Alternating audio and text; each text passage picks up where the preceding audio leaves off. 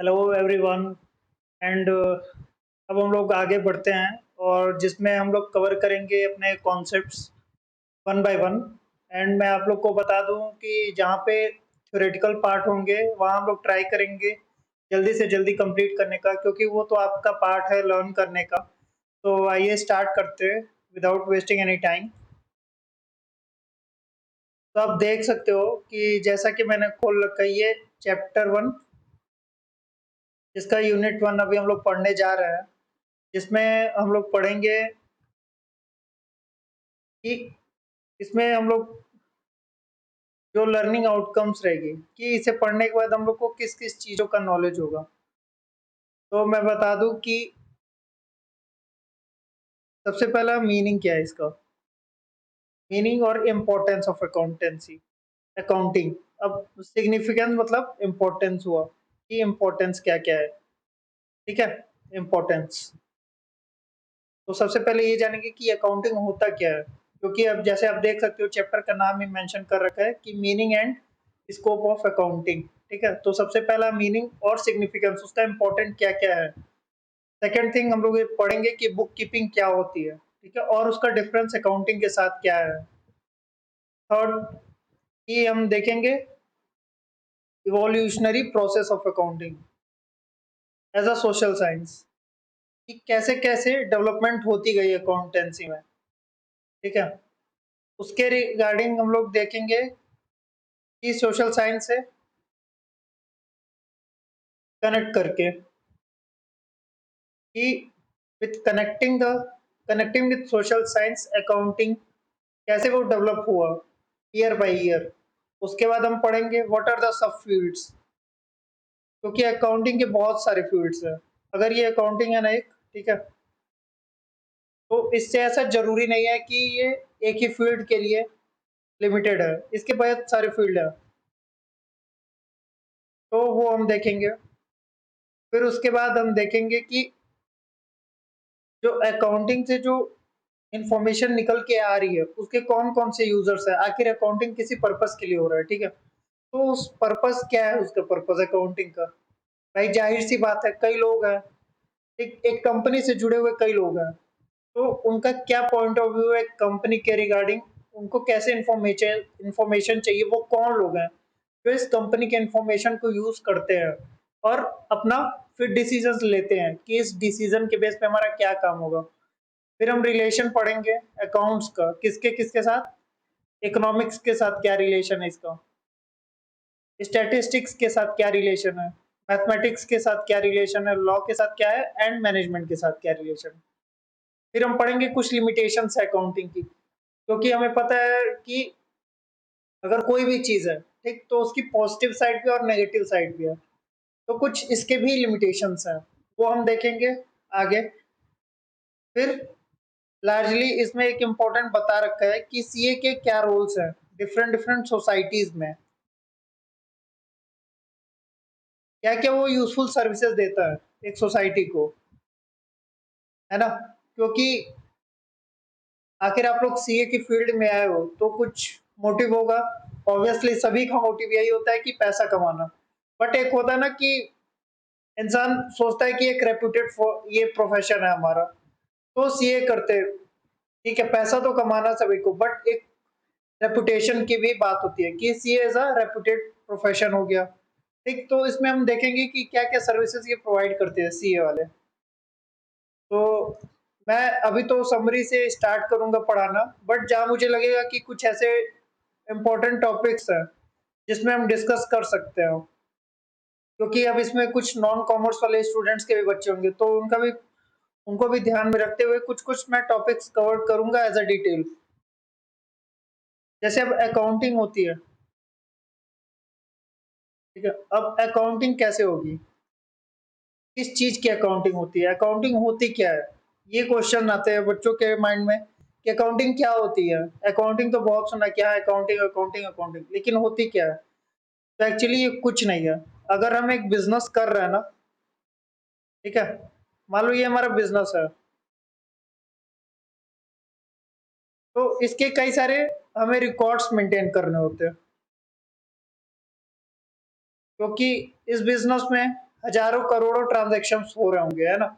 ऐसा तो है नहीं कि एक ही ट्रांजैक्शन है। अब आप ही से पूछा जाए कि अगर आप अपने फ्रेंड्स को, कई सारे फ्रेंड्स हैं, 4-5 फ्रेंड्स हैं, तो उनको आपने मान लो पैसे दे रखे हैं, तो ऐसा तो है नहीं कि आपको याद होगा कि हर फ्रेंड्स को कितने दे रखे हैं। मे बी चलो याद भी हो, मैं ये मान लेता हूँ, लेकिन अगर आपने 1000 फ्रेंड्स को, आपका बिजनेस ही यही है कि आप अपने दोस्तों को या फिर जो भी कस्टमर्स हैं उनको पैसे देते हो, तो आपको वो सारी माइंड माइंड में कैसे क्लिक करेंगी, कैसे याद रहेगा? उसके लिए अकाउंटिंग आया कि हम जो भी ट्रांजैक्शंस करते हैं ना बिजनेस में, ट्रांजैक्शंस क्या होता है कि कुछ भी हम हमने कुछ परफॉर्म किया बिजनेस में, ठीक है? अब बिजनेस में हमने कुछ पैसे लगाए, कोई मशीन्स लगाई, कुछ भी लगाया, ठीक? तो उसमें हम देखते हैं ना कि ये सारा कुछ क्या हो रहा है, जो पैसे लगा रहे हैं, जो मशीनरी खरीद के ला रहे हैं, या पैसा इसके अंदर डाला हुआ, उस पैसे से आगे इन्वेस्टमेंट किया, वो सारा कुछ क्या है, उसे हम ट्रांजैक्शंस बोलते हैं।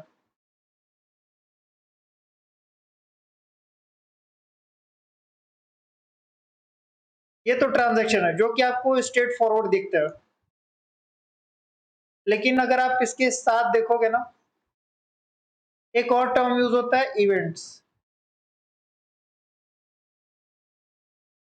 तो जो ट्रांजैक्शंस का रिजल्ट निकल के आता हो, उसको हम इवेंट्स कहते हैं।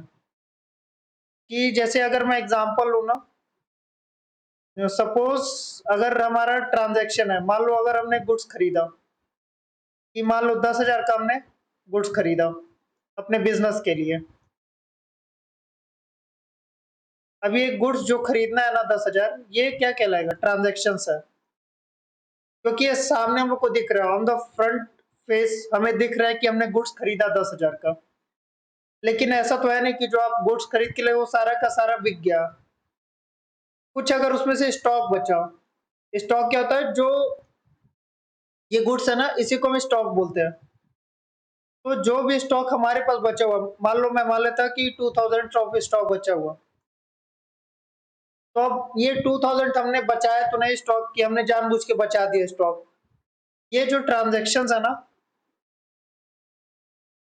ये जो ट्रांजेक्शन है, ये वाला गुड्स, इससे ये जो स्टॉक निकल के आए ये 2000, है ना, ये हमारा इवेंट कहलाएगा। ठीक है, एक और एग्जांपल देता हूँ ट्रांजैक्शन और इवेंट्स का।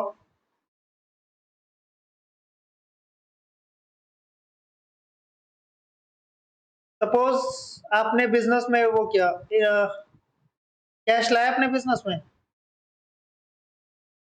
10,000 रुपए, या मैं कह लेता हूँ 1 लाख रुपए। इससे कुछ खर्चे किए होंगे बिजनेस के, है ना, बहुत सारे खर्चे होते हैं, जैसे कि हमने रेंट दिया, या फिर इलेक्ट्रिसिटी पे किया, या कुछ भी खर्चे किया मान लो इस कैश से। एट लास्ट इन खर्चों को निकालने के बाद हमारे पास 10,000 का कैश बच जाता है। तो अब ये कैश जो और ये सब सारे ट्रांजेक्शन हम करें, ये क्या है, ये ट्रांजेक्शन है, है ना? और ये हमारा कोई इंटेंशन नहीं था 10,000, ये जो बैलेंस बचा हुआ है हमारा, ये हमारा कोई इंटेंशन नहीं था। जो चीजें अनइंटेंशनल होती है, जैसे कि कोई हम डायरेक्ट काम नहीं करे, कोई डायरेक्ट एक्टिविटीज नहीं करे, तो वो इवेंट्स होता है कि जो कि ट्रांजैक्शन से निकल के बाहर आता है। ठीक है, तो हम बोल सकते हैं ना, ये इवेंट्स है आपका। ठीक है, और ये सारे ट्रांजैक्शंस हैं। तो events is a spin off, मतलब उसमें से निकला हुआ है ट्रांजैक्शन से, उसको इवेंट्स कहते हैं। तो अगर हम डेफिनेशन देखें, तो ट्रांजैक्शंस क्या है, transaction is used to mean business performance of an act. मतलब बताया ना मैंने कि परफॉर्मेंस, जो भी बिजनेस परफॉर्मेंस कर रही है, जो भी काम कर रही है, वो एक ट्रांजैक्शन है।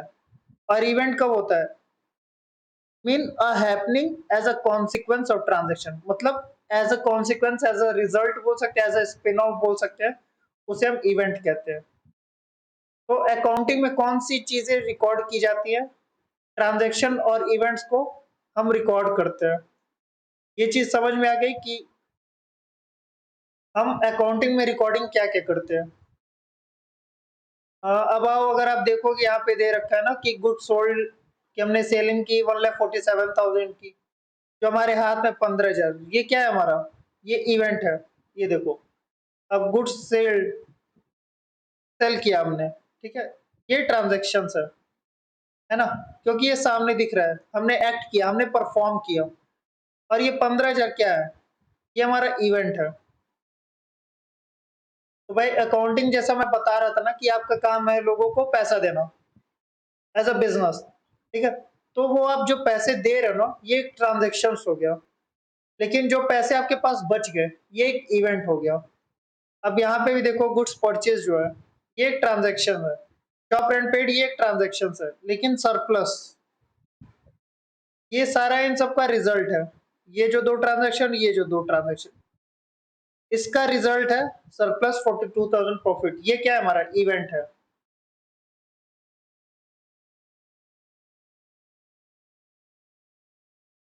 अब हम देखते हैं मीनिंग ऑफ अकाउंटिंग क्या होती है। अगर हम डेफिनेशन लें, तो कोई ऐसा स्टफ नहीं है कि अकाउंटिंग होती क्या है। अगर मैं बता दूं आपको कि एक ट्रांजैक्शन है और इवेंट,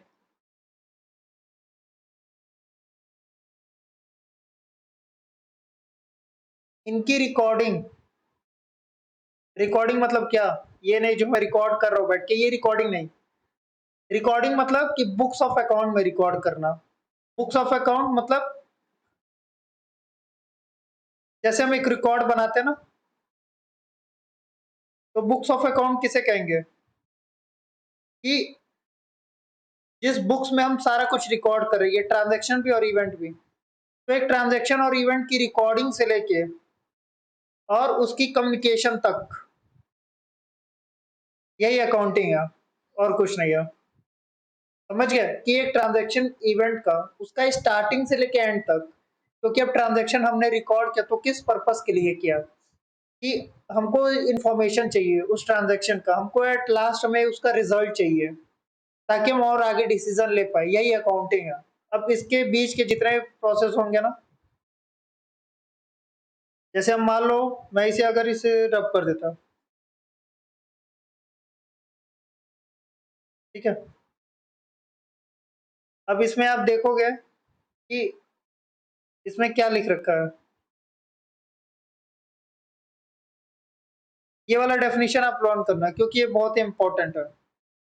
अकाउंटिंग क्या है, is an art of recording, classifying, summarizing in significant manner and in terms of money, transaction and events, which are in part at least of financial character, and interpreting the result thereof। मतलब क्या बोल रहा है कि recording, recording समझ में आ गया कि हम नोट डाउन करते जा रहे हैं सारा कुछ, सारे ट्रांजैक्शन और इवेंट्स। क्लासिफाइंग क्या है, कि उसको अलग करना। जैसे अब क्या होता है कि हमने एक एंट्री कर ली, फिर उसको क्लासिफाई करेंगे कि कौन से सेम नेचर वाले हैं, ठीक। समराइज कर दिया फिर हमने उसको, कि कैसे उसको एक लेजर्स अपने खोल के, जैसे लेजर में क्लासिफाई किया हमने, फिर समराइज कर दिया ट्रायल बैलेंस में, कि जो इस क्लासिफिकेशन क्लासिफाई किया ना, उसको एक समराइज कर दिया, एक प्रॉपर जगह, एक सिस्टमेटिक तरीके से हमने बता दिया कि ये हमारे लेजर्स है, ठीक। अब इस तरीके से हमने अरेंज किया उसको, ताकि लोगों को समझ में आ सके कि ये पर्पस क्या है इसको रिकॉर्ड करने का। तो ये आप लर्न करना जरूर, कि अकाउंटिंग क्या है, it is an art of recording, मतलब एक कला है, एक टाइप का ये, है ना। आर्ट मतलब जनरली क्या समझते हैं हम, हिंदी बोलूं तो कला, है ना। तो ये डेफिनेशन आप लर्न करना, आपके स्टडी मैट में दे रखा होगा, ये वाला डेफिनेशन जो है। अब आते हैं हम procedural aspects of accounting. Procedural aspects में जनरली टू पार्ट्स में डिवाइड कर सकते हैं इसको हम। एक सबसे पहला, कि मान लो एक ट्रांजैक्शन और इवेंट्स है ना, ट्रांजैक्शन और इवेंट्स, ठीक है। अब इसमें क्या है, एक तो जनरेशन, कि इसको आइडेंटिफाई करने से लेके पूरा रिकॉर्डिंग तक। दूसरा है यूज करना, यूजिंग ऑफ इंफॉर्मेशन, कि जो भी हमने ये फर्स्ट स्टेप किया ना, उसी के बेसिस पे हम इस इंफॉर्मेशन को कैसे यूज कर सकते हैं। ठीक है, अब जनरेटिंग ऑफ फाइनेंशियल इंफॉर्मेशन में क्या है कि रिकॉर्डिंग, सबसे पहले रिकॉर्ड करेंगे हम, जो कि किस में होता है, जर्नल में। आपने पढ़ रखा होगा कि जर्नल, जिसमें हम रिकॉर्डिंग करते हैं, एक्चुअल रिकॉर्डिंग करते हैं। और कौन से रिकॉर्डिंग करते हैं, ट्रांजैक्शन जो कि मॉनिटरी टर्म्स में हो, ये नहीं कि कोई भी नॉन मॉनिटरी आइटम्स को रिकॉर्ड कर लिया हमने। फिर क्लासिफाई करते हैं, क्या जैसे ग्रुप ऑफ ट्रांजेक्शन है। अब मान लो ये पर्सन ए है बंदा, ठीक है, इसके साथ कई सारे ट्रांजेक्शन है, ये बी है, इसके साथ कई सारे ट्रांजेक्शन हो रहे हैं। ठीक है, एक बंदा है सी है, इसके साथ कई सारे ट्रांजेक्शन हो रहे हैं। आप तो सारे एक ही जगह रिकॉर्ड कर रहे हैं, लेकिन जो ए के जितने भी रिकॉर्डेड ट्रांजेक्शन हैं उसको सेपरेट जब करते हैं ना, तो वही क्लासिफिकेशन होता है ना। जो कि एक सेपरेट लेजर खोल दिया, लेजर ऑफ ए, है ना, फिर ledger of B and ledger of C. ये क्लासिफिकेशन हो गया। समराइजिंग मतलब क्या है कि इस तरीके से हमें समराइज करना, क्योंकि अब ऐसे तो लेजर हमने खोल दिया, मान लो ए का लेजर खोल दिया, ठीक है, बी का खोल दिया, लेकिन अब ऐसे नहीं ना पता लग रहा, क्योंकि जो इनके बैलेंसेस बसते हैं, मान लो कुछ के आ रहे होंगे अपना डेबिट बैलेंस, ठीक है, कुछ के क्रेडिट बैलेंस,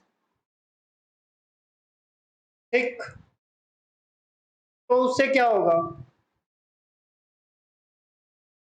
जैसे आप देखो कि जो ए का डेबिट बैलेंस आ रहा है ना, बी का भी कुछ डेबिट या क्रेडिट जो भी बैलेंस आ रहा,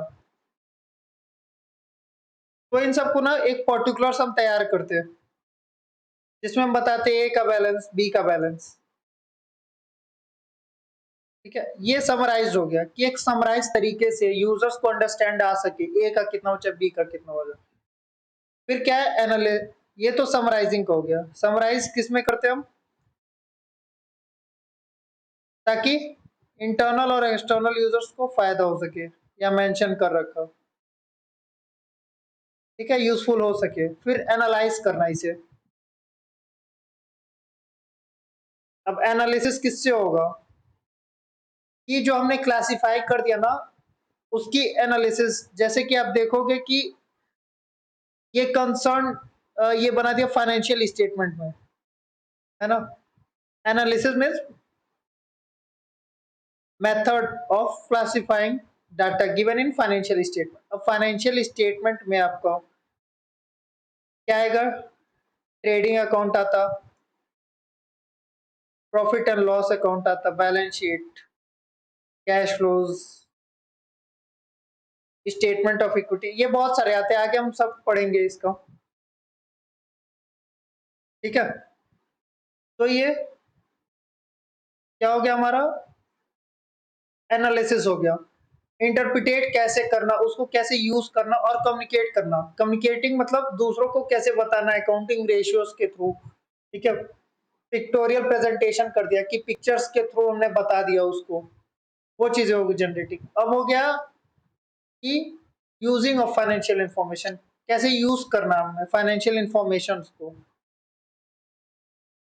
क्योंकि कई लोग ऐसे होते हैं ना कि उनके पास सामने सब कुछ है, लेकिन वो यूज नहीं कर पाएंगे financial information.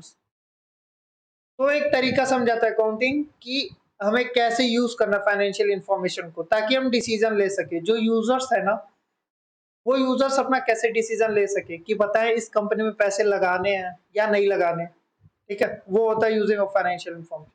Evolution of accounting as a social science. Generally इस पैराग्राफ में टोटली सच कुछ भी नहीं है, ये मेंशन बस कर रखा है कि जैसे जैसे टाइम लैप्स होते गया ना, जैसे जैसे टाइम बीतते गया, टाइम लैप्स जैसे जैसे हो गया, तो लोगों का प्रैक्टिस होते बनते गया कि कैसे अकाउंटिंग करनी है।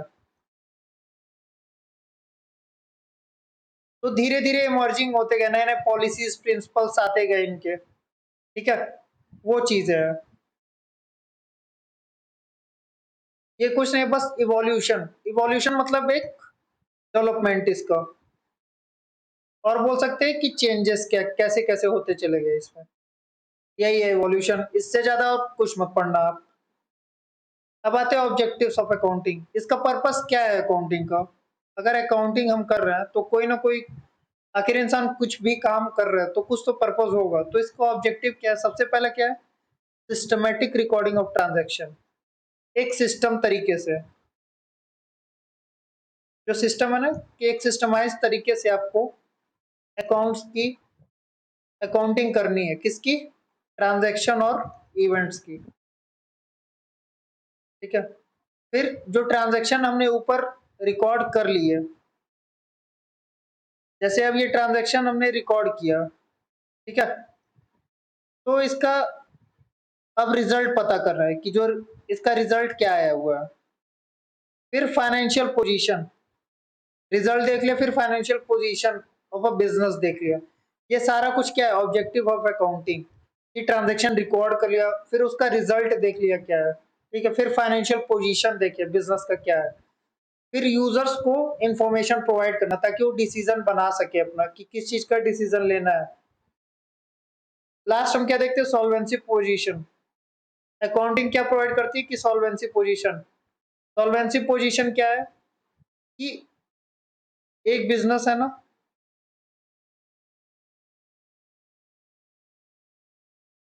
तो वो उसके पास क्या पैसे, मतलब पेइंग कैपेसिटी क्या है।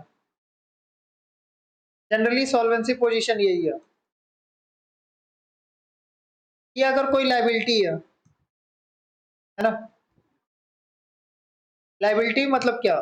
कि जो बिजनेस को, एंटिटी को पे करना हो, तो क्या वो बिजनेस पे कर पाएगी या नहीं कर पाएगी, वो कौन बताता है? अकाउंटिंग बताता है।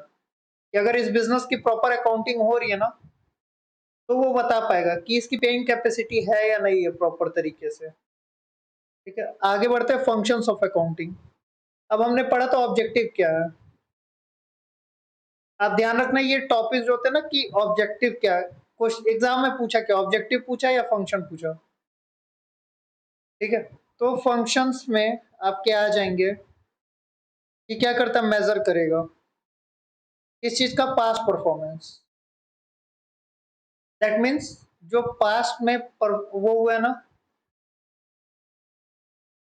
मान लो आज आप यहाँ पे खड़े हो, है ना, you are standing at this position, ये आपके लिए क्या हुआ? बैक एंड, ये पास्ट है। तो इसके जो भी परफॉर्मेंस है ना, उसको क्या करता है? वो एनालाइज करेगा, देखता है, रिकॉर्डिंग करके रिकॉर्ड करेगा और फिर फाइनेंशियल पोजीशन बताएगा करंट का। ठीक है, वो चीज मेजरमेंट करता है। फोरकास्टिंग,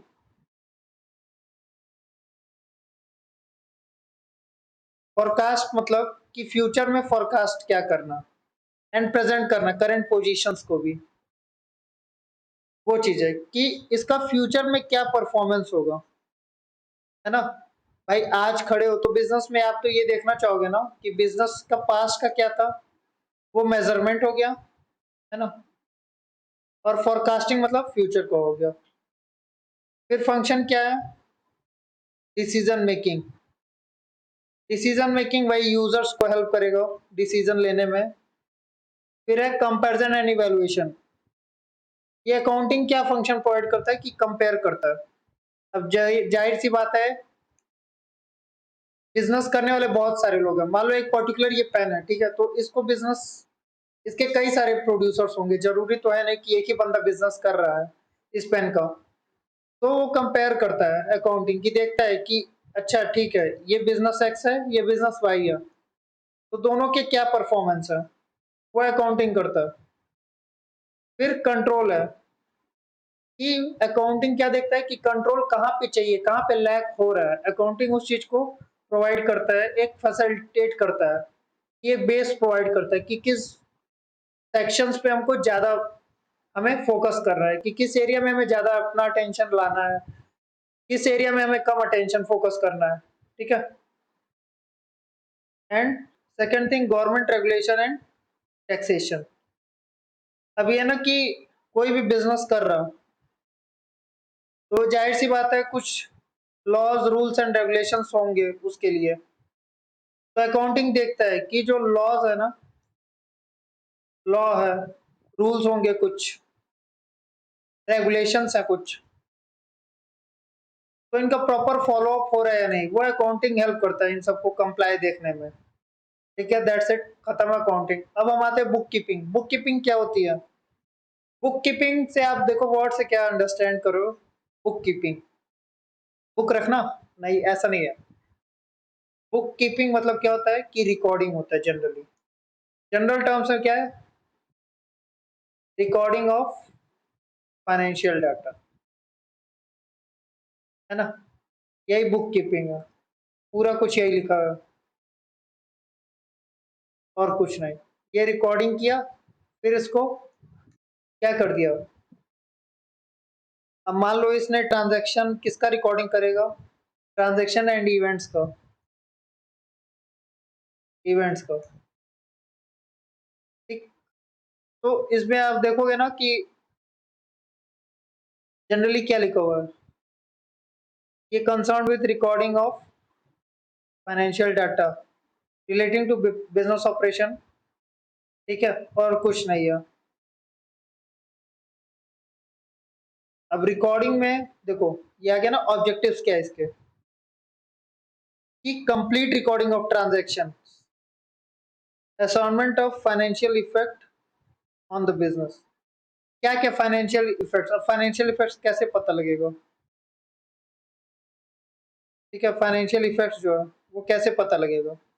फाइनेंशियल पोजीशन से। ठीक है, वो चीज। अब हम डिफरेंस पढ़ते हैं कि बुक कीपिंग क्या होती है, अकाउंटिंग क्या होती है। तो हम ये देख सकते हैं रिकॉर्डिंग होती है और अकाउंटिंग है समराइजिंग। अब आप बोलोगे उसमें तो रिकॉर्डिंग, क्लासिफाइंग, समराइजिंग सब था, लेकिन बुक कीपिंग ना एक प्राइमरी स्टेज है। ठीक है, आप देखोगे ना बुक कीपिंग यहाँ पे आ रहा है, फिर उसके बाद अकाउंटिंग है। तो पहला स्टेप बुक कीपिंग होता है, फिर दूसरा अकाउंटिंग है, तब जाके थर्ड अकाउंटिंग। मतलब ये वाइडर टर्म है। अकाउंटेंसी सबसे बड़ा, फिर उसके अंदर आता है अकाउंटिंग, फिर आती है बुक कीपिंग। तो सबसे पहले बुक कीपिंग में हम सारा कुछ रिकॉर्ड करते हैं। ठीक, अकाउंटिंग क्या करता है, एक्चुअल वर्क समराइज करता है जो रिकॉर्डेड ट्रांजेक्शन है। ये बोला ना मैं, एक बेस तैयार करता हूँ अकाउंटिंग के लिए, और ये लैंग्वेज है। बुक कीपिंग कोई ऐसा सच इंटरप्रिटेशन वगैरह नहीं देता, लेकिन अकाउंटिंग क्या ना एक बताता है इंटरप्रिटेट करना, तो इसलिए इसको बोला गया क्या है, लैंग्वेज है ना, ताकि ये चीजों को क्या करता हूँ, कम्युनिकेट करता हूँ। बिजनेस का भाषा ये बोलता हूँ। ठीक है, अब देखो फाइनेंशियल स्टेटमेंट कोई पार्ट नहीं है बुक कीपिंग का, क्योंकि उसका प्राइमरी वर्क क्या है कि सारे अकाउंट्स, सारे रिकॉर्डिंग्स वो करेगा ट्रांजैक्शंस की। लेकिन जो फाइनेंशियल स्टेटमेंट की प्रिपरेशंस होनी है, फाइनल वर्क जो है कि फाइनल टचअप जो है वो अकाउंटिंग देगा। ठीक, बुक कीपिंग का कोई भी सब फील्ड नहीं है। यहाँ पे कई सारे सब फील्ड्स है, financial accounting, management accounting, social responsibility accounting, human resource accounting, बहुत सारी अकाउंटिंग। अब फाइनेंशियल पोजीशन जो है ना बुक कीपिंग से नहीं जाना जा सकता, लेकिन अकाउंटिंग से जाना जा सकता है। क्यों? क्योंकि ये तो बस रिकॉर्डिंग कर रहा है, क्योंकि ये समराइज नहीं कर रहा, चीजों को एक सिस्टमेटिक तरीके से नहीं ला रहा। अकाउंटिंग क्या करता है, एक सिस्टमेटिक तरीके से लाता है। तो ये रहा हमारा डिफरेंस, बुक कीपिंग अकाउंटिंग। अब सब फील्ड्स ऑफ अकाउंटिंग, मैं थोड़ा फास्ट चलूंगा क्योंकि अब 9 दिन आप लोग को भी पता है, तो आई विल ट्राई कि ज्यादा से ज्यादा कवर कर पाऊँ थोड़े टाइम में। अब देखो financial accounting, generally financial accounting क्या है, फाइनेंशियल पोजीशन एक बिजनेस का बताने का, बस दैट्स इट, यही फाइनेंशियल अकाउंटिंग है। अब इसमें आप देखोगे ना, आप स्टडी करोगे तो क्या आता है, प्रॉफिट एंड लॉस आ गया, बैलेंस शीट आ गया, यही सारी चीजें, कैश फ्लोज आ गया, ये फाइनेंशियल अकाउंटिंग होती है। फिर मैनेजमेंट अकाउंटिंग क्या होती है? मैनेजमेंट अकाउंट जनरली ना इंटरनल रिपोर्टिंग पर्पस से है। जो मैनेजर्स होते हैं ना, वो लोग मैनेजमेंट अकाउंटिंग प्रीफर करते हैं, ताकि उनको जो डिसीजन लेते हैं ना फॉर मैनेजमेंट पर्पस, मैनेजिंग के लिए, तो मैनेजमेंट अकाउंटिंग हेल्प कर पाए। ठीक है, थर्ड कॉस्ट अकाउंटिंग। अब फैक्ट्री में जाओगे ना, तो फैक्ट्री में ज्यादातर कॉस्ट अकाउंटिंग बहुत यूज होता है, क्योंकि वो देखते हैं ना कि ये प्रोडक्ट को बनाने में उनका कितना कॉस्ट लग रहा है, तो वहां पे बहुत जरूरी हो जाती है कि कॉस्ट अकाउंटिंग करना। At the year end financial accounting भी वहां पे होती है। Cost accounting day to day basis पे होती है, ताकि उनको आइडिया लगता रहे कि कितनी कॉस्ट लग रही है हमारी, कहाँ पे हमें अपना फोकस करना है, कहाँ पे हम अपना अटेंशन देना है ज्यादा से ज्यादा, ताकि हम अपना कॉस्ट कंट्रोल कर पाए, कॉस्ट रिडक्शन कर पाए।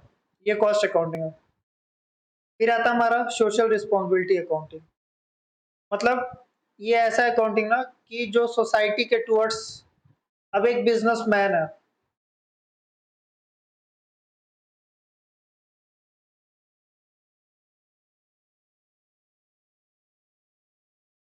एक, अब बिजनेसमैन अगर है एक, तो ऐसा तो है नहीं कि वो बस प्रॉफिट पे प्रॉफिट और लॉस पे लॉस करते जा रहा।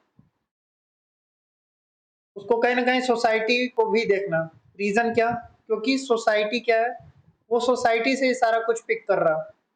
जो भी उसके इनपुट्स है, उसको कहाँ से मिल रही है? सोसाइटी से। चाहे वो लैंड हो, है ना, या may be labour, raw material जो वो यूज कर रहा, मशीनरी, वो सारा कुछ सोसाइटी से ही आ रहा।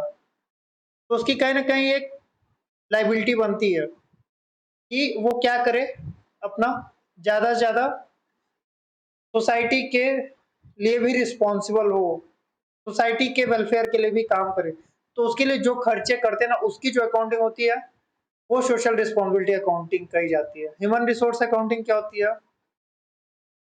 कि जो एम्प्लॉयज होते हैं एक ऑर्गेनाइजेशंस के, उन पे कितना खर्चा किया जा रहा, वो ह्यूमन रिसोर्स अकाउंटिंग है। बस। तो 5 फील्ड है। अब 5 फील्ड आप देखोगे ना, देखो, तो फाइनेंशियल अकाउंटिंग का एफ ले लो, इसका MCSH। ठीक है। या तो आप इसको एक शॉर्ट फॉर्म बना लेना कि सब फील्ड ऑफ अकाउंटिंग जब भी पूछे। ठीक है, तो आप क्या लिखना, इसका एक शॉर्टकट बना लेना।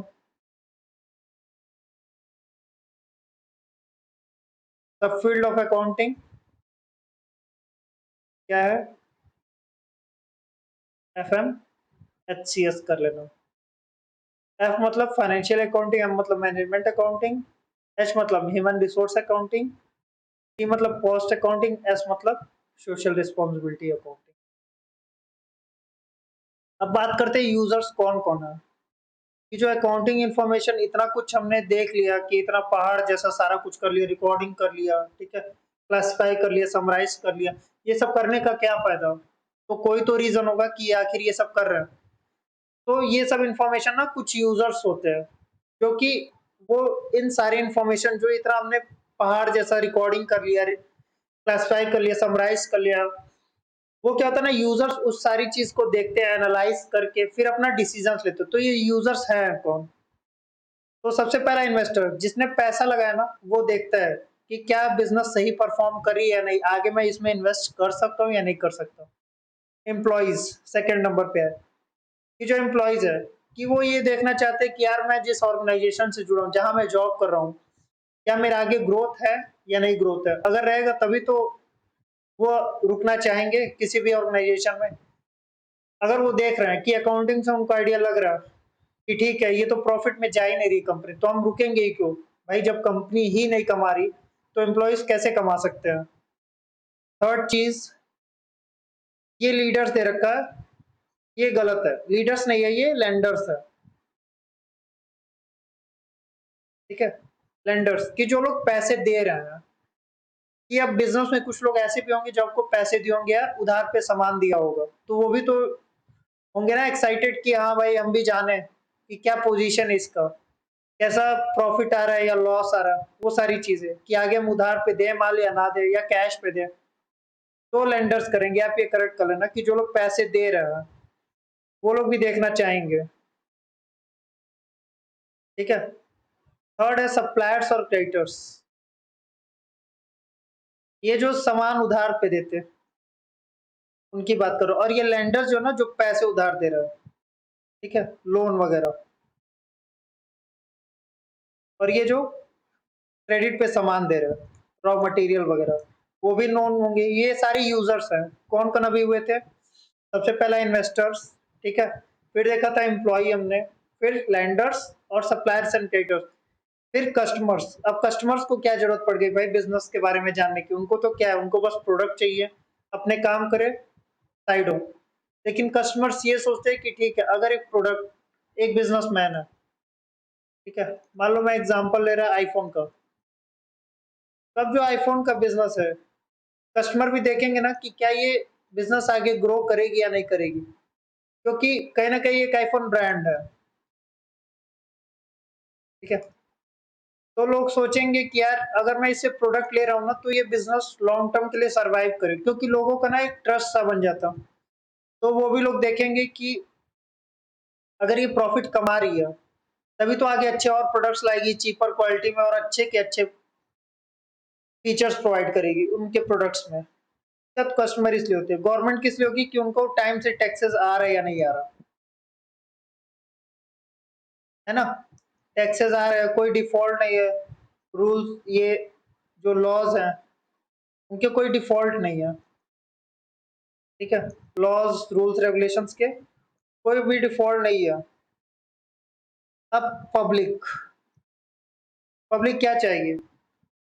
कि अगर एक पब्लिक है ना, तो वो देखेगी कि एम्प्लॉयमेंट अपॉर्चुनिटी आ रही है या नहीं, डेवलपमेंट हो रहा है या नहीं, सोशल वेलफेयर हो रहा है या नहीं हो रहा, वो सारी चीजें। मैनेजमेंट, मैनेजमेंट को किस लिए है? ताकि वो मैनेजरियल डिसीजन ले पाए, कि अकाउंटिंग का यूज करके, अकाउंटिंग इंफॉर्मेशन का वो कैसे डिसीजन ले सकती है, ताकि वो प्रॉपर तरीके से मैनेज कर पाए बिजनेस को।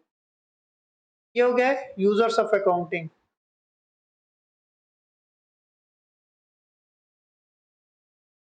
ठीक है। अब हम पढ़ते हैं रिलेशंस,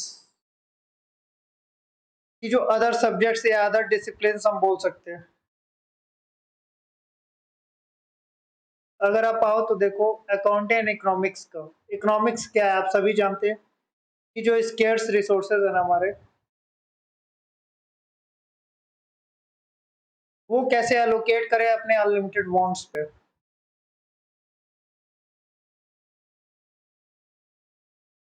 ताकि कंज्यूमर मैक्सिमम सेटिस्फेक्शन मिल सके, प्रोड्यूसर मैक्सिमम प्रॉफिट मिल सके, सोसाइटी को मैक्सिमम सोशल वेलफेयर मिल सके, है ना। अब क्या है कि जैसे अब इकोनॉमिक्स है ना, कि अब ये बताता है जजमेंट कैसे करना। एक पर्सन है, वो देखेगा ना कि इसके रिसोर्सेज को कैसे जज करके हम अनलिमिटेड वांट्स को फुलफिल कर। तो अकाउंटिंग क्या है, इंफॉर्मेशन प्रोवाइड करता है, वो हेल्प करता है डिसीजन मेकिंग में, ठीक है। इस रिसोर्स को इस वांट पे यूटिलाइज करो, है ना।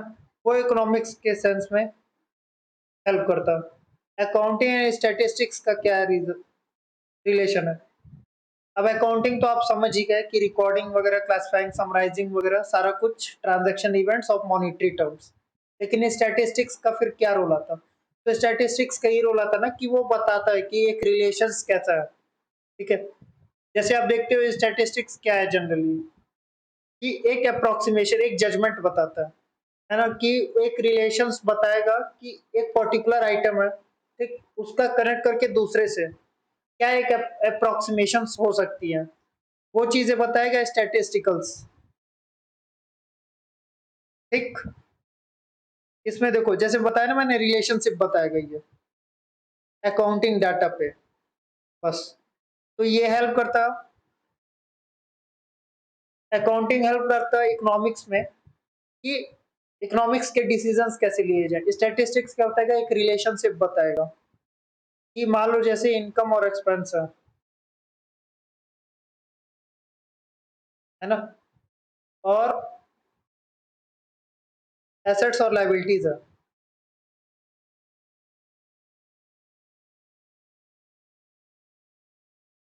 तो ये रिलेशन देखता कि ठीक है, ये रिलेशनशिप इसके साथ मान लो देखा, इसके साथ देखा, या इनकम और एसेट्स के साथ क्या है, वो चीजें स्टैटिस्टिक्स बताएगा कि जजमेंट कैसे करनी।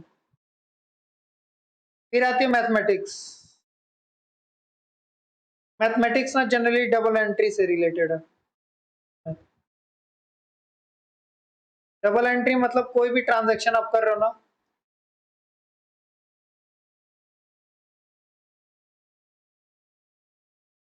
कोई ट्रांजैक्शन कर रहे हो, जब आप उसकी रिकॉर्डिंग करते हो ना, तो कुछ डेबिट होगा एक आइटम, दूसरा आइटम क्रेडिट होगा, ये फॉर श्योर है। ये आगे हम पढ़ेंगे डेबिट क्रेडिट क्या है क्या नहीं है।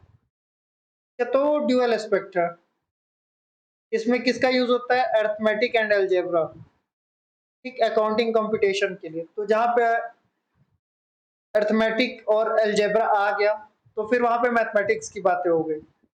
अब देखो लॉ का, लॉ से क्या इसका रिश्ता है। अब आप देखोगे ना कि आपके लॉ वाले सब्जेक्ट में होगा कि सेल्स ऑफ गुड्स एक्ट,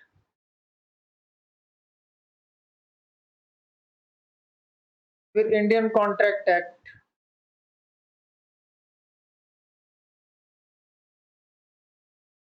बहुत सारे ऐसे एक्ट हैं, ठीक है। तो वो अकाउंट से ये होता ना कि जैसे अगर आप ये देख रहे हो, मान लो एक मिनट,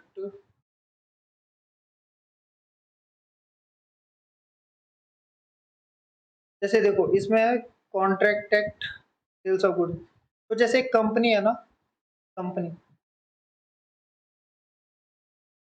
कंपनी गवर्न होती है कंपनीज एक्ट।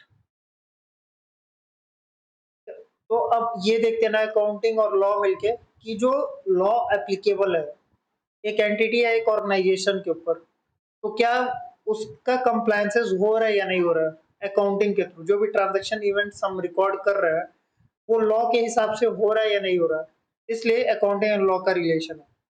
फिर अकाउंटिंग एंड मैनेजमेंट, जैसे पहले बताया कि मैनेजर क्या चाहेगा, अकाउंटिंग इंफॉर्मेशन यूज करके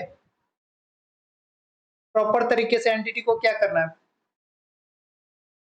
मैनेज करना, ठीक, बस, दैट्स इट, खत्म। अब आओ लिमिटेशंस क्या क्या है, ये लिमिटेशंस ऑफ अकाउंटिंग क्या है। अब देखोगे ना कि इसमें पहला पॉइंट लिखा हुआ है generally terms of money regarding के बात कर रखा है ये कि assessing the worth of enterprise don't find place in the accounts है, they cannot be measured in terms of money। तो ये बात कर रहे हैं ना कि जो क्वालिटेटिव फैक्टर्स है, क्वालिटेटिव फैक्टर जैसे क्या, जो एम्प्लॉयज है, लॉयल एम्प्लॉयज है, वो नहीं रिकॉर्ड करेगा क्योंकि आपने पहले ही पढ़ा था कि जो मनी के ट्रांजेक्शन होते हैं, पैसे, फाइनेंशियल टर्म्स वाले, बस उन्हीं चीजों को कंसीडर करता हूँ, ठीक। सेकंड क्या लिमिटेशन है, ये हो गया ना क्वालिटेटिव एस्पेक्ट्स को कवर नहीं करता। सेकंड, जो बैलेंस शीट बनती है ना वो एक पर्टिकुलर डेट की होती है, जो कि मान लो अगर यहाँ पे बैलेंस शीट बनी है ना, ठीक है, तो वो पास्ट के सारी चीजों की पोजीशन बताती है, वो फ्यूचर की नहीं बताएगी, फ्यूचर में क्या है। तो ये भी तो एक तरीके का लिमिटेशन ही है। थर्ड है हमारा कि जैसे कोई भी चेंजेस हो रहे हैं मनी में, जैसे इन्फ्लेशन, महंगाई वगैरह बढ़ गई, तो वो चीजें वो इग्नोर करती है अकाउंटिंग। फोर्थ, कि कुछ कुछ ऐसे टाइम आते हैं जहाँ पे जो अकाउंटिंग प्रिंसिपल्स है ना खुद में ही कोलाइड हो जाते हैं। एक अकाउंटिंग प्रिंसिपल होता, वो बोलता है कि इसका ट्रीटमेंट, इसका एडजस्टमेंट इस हिसाब से होना चाहिए, दूसरा प्रिंसिपल बोलता इसका ट्रीटमेंट, इसका एडजस्टमेंट इस हिसाब से होना चाहिए, ठीक। फिफ्थ क्या है कि अकाउंटिंग एस्टिमेट, कुछ ऐसी चीजें होती है, अकाउंटिंग एस्टिमेट्स क्या होती है कि मान लो अगर हमने एक एसेट्स खरीदा, assets in the form of car, तब एक जजमेंट होता ना कि यार ठीक है हम बिजनेस में ये कार को हम 5 साल यूज करेंगे, या 5 साल, मान लो 10 साल कोई लोग यूज करेंगे, 15 साल, तो यहाँ पे जजमेंट इन्वॉल्व हो गया। कंसिस्टेंसी नहीं, मान लो एक बिजनेस बोला मैं 5 साल यूज करूंगा, एक बिजनेस बोला 10 साल, तो एक कंसिस्टेंसी नहीं बैठी यहाँ पे इसकी, तो वो चीज, ये भी एक लिमिटेशन ही है। सेकंड, जो एक है अब सिक्स इसका कि जो वैल्यूएशन ऑफ ह्यूमन रिसोर्स, जैसे बताया ना पहला क्वालिटेटिव, फर्स्ट और सिक्स साथ में आप पढ़ना तो आपको थोड़ा इजी हो जाएगा कि जो ह्यूमन रिसोर्स का है ना, क्योंकि सबसे इंपॉर्टेंट रिसोर्स एक बिजनेस का ह्यूमन रिसोर्स है, उसको उसकी अकाउंटिंग इग्नोर करता है, उसकी कैसी वैल्यू होगी वो चीजें। अभी आप बोलोगे कि सर ह्यूमन रिसोर्स अकाउंटिंग तो अभी आप बातें कर रहे थे, बता रहे थे सब फील्ड ऑफ अकाउंटिंग है। तो मैं ये बता रहा था ना कि वो तो चीजें जैसे एक आपको है ना, आपने देखा कि सैलरी कितना दिया, ठीक है। अब एक मान लो जैसे बंदा है, एक पर्टिकुलर ऑर्गेनाइजेशन है, ठीक है। एक एग्जांपल लेते हैं, मान लो ह्यूमन रिसोर्स। तो उस बंदे को आप सैलरी दे रहे हैं, ठीक है, पर्क्स दे रहे हो, बोनसेस, बहुत कुछ प्रोवाइड कर रहे हो,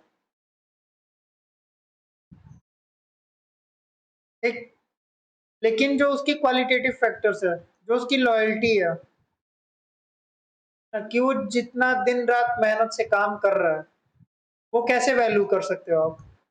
वो तो नहीं ना वैल्यू करते। तो वहां पे वो लैकनेस होता है, क्योंकि अब लॉयल्टी तो मॉनेटरी टर्म्स में ला नहीं सकते, कैसे मॉनिटर करना है, वो चीज है। फिर अकाउंटिंग पॉलिसी, अभी अकाउंटिंग प्रिंसिपल्स ऊपर बात कर रहा था, कि आप देखोगे ये जो अकाउंटिंग प्रिंसिपल, जो फोर्थ और सेवंथ पॉइंट, ठीक है। सेवंथ पॉइंट में भी बोल रहा है कि treatment same items, different accounting policies for different same items, की जो अकाउंटिंग हो रही है एक ही आइटम की डिफरेंट डिफरेंट तरीके से हो रही है, वो चीज है। या बस रीड कर लेना है, सच कुछ है नहीं इसमें। रोल ऑफ सोसाइटी, ठीक है, कि एक अकाउंटेंट की क्या रोल होती है एक सोसाइटी में। फिर कौन सी एरियाज ऑफ सर्विस वो देता है एक अकाउंटेंट, वो चीजें उसमें। तो वो सबसे पहले बुक्स ऑफ अकाउंट मेंटेन करेगा, स्टैट ऑडिट, सीए, फिर इंटरनल ऑडिट कर सकता हो, है ना, टैक्सेशन, ठीक, management accounting, consultancy, financial advice में कई सारे ऑप्शन, इन्वेस्टमेंट, इंश्योरेंस। आप देखोगे ना कि आपने एक प्रोफेशन सेलेक्ट किया तो आप देख सकते हो कितने सारे ऑप्शन है आपके पास। बिजनेस एक्सपेंशन, इन्वेस्टिगेशन करवा सकता है, बहुत सारी चीजें करवा सकता है, ठीक है। अदर सर्विसेज है, सेक्रेटेरियल वर्क, शेयर रजिस्ट्रेशन, बहुत सारे।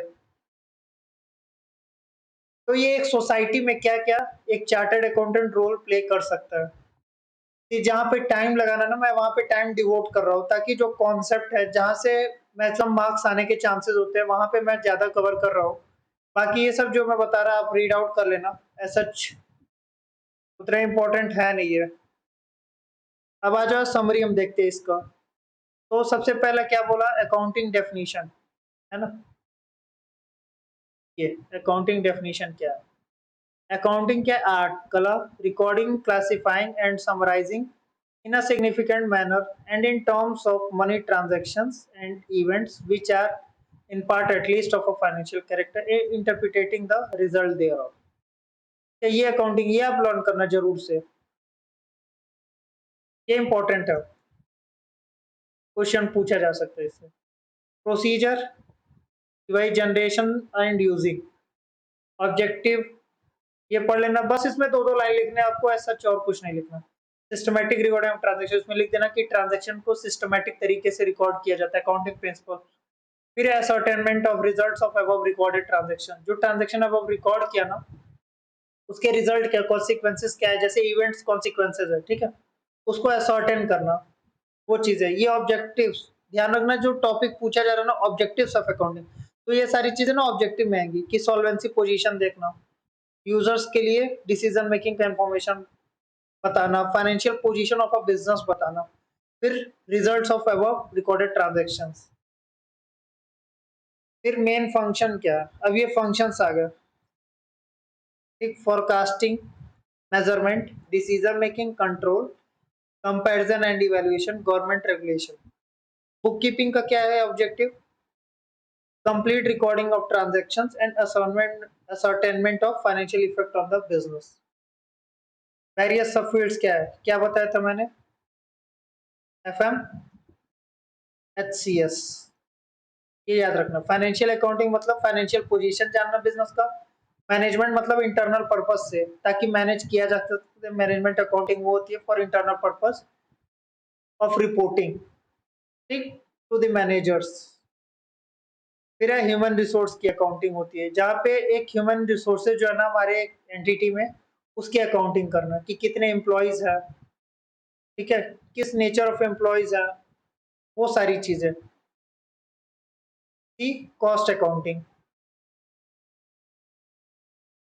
ये किस लिए करते हैं कि एक प्रोडक्ट को बनाने में कितनी कॉस्टिंग लगी, उस प्रोडक्ट से कितना इनकम आ रहा, ठीक है, ये कॉस्टिंग हो गया। फिर सोशल रिस्पॉन्सिबिलिटी, कि सोशल रिस्पॉन्सिबिलिटी फुलफिल करने के लिए जो अकाउंटिंग होती है उसको सोशल रिस्पॉन्सिबिलिटी अकाउंटिंग करें। जो भी खर्चे सोशल रिस्पॉन्सिबिलिटी फुलफिल करने के लिए किए जा रहे हैं उसकी जब अकाउंटिंग होगी ना तो वो सोशल रिस्पॉन्सिबिलिटी अकाउंटिंग होगी। खत्म। वेरियस यूजर्स कौन कौन से हैं अकाउंटिंग के? Investors, lenders, customers, public, employees, suppliers, creditor, government and management. बस आपको ना बस दो दो पॉइंट लिखने हैं। इन्वेस्टर कौन होते हैं? जो पैसा लगा रहे हैं। लेंडर्स कौन है? जो पैसा दे रहा है ऑन इंटरेस्ट। कस्टमर्स जो प्रोडक्ट हमसे खरीद रहे हैं। बस इन लोग के थोड़े मोड़े डेफिनेशन। और ये क्या करेंगे? अकाउंटिंग इन्फॉर्मेशन, वो चीजें आपको मेंशन करनी है। बाकी ये आप रीड आउट कर लेना। आते हैं क्वेश्चन एंड आंसर डिस्कशन करने के लिए, ट्रू एंड फॉल्स। अब क्या बोला? सबसे पहला क्वेश्चन देखो, there is no difference between book keeping and accounting, both are same. क्या बोथ आर सेम है? आपको क्या अभी क्या बताया मैंने कि बुक कीपिंग क्या है? वो रिकॉर्डिंग करता है, लेकिन अकाउंटिंग क्या करता है? उसको इंटरप्रिटेट, समराइज वगैरह सब करता है। तो सेम थोड़ी ना है, ये फॉल्स है ना। अब इस फॉल्स में आपको रीजन भी देना, तभी आपको मार्क्स मिलेंगे, क्योंकि जो क्वेश्चंस आते हैं ना उसमें आपको रीजन भी देना है, तभी आपको पूरे मार्क्स मिलेंगे। तो फॉल्स है तो क्या लिखेंगे इसमें कि book keeping and accounting both are different. ठीक, देयर आर डिफरेंस, क्योंकि बुक कीपिंग किससे रिलेटेड है? Recording of financial transaction. And accounting क्या है? Summarising, interpreting and communicating. ये लिख देना। फिर बोलता है management accounting cover the preparation and interpretation of financial statement. अब आप वर्ड से समझ जाओगे, फाइनेंशियल अकाउंटिंग में फाइनेंशियल्स आते हैं, मैनेजमेंट अकाउंटिंग में थोड़ी ना आते हैं। तो ये फॉल्स है, ठीक है। एक मिनट, मैं पेन चेंज कर लेता हूँ, थोड़ा इजी हो जाएगा आप लोग को।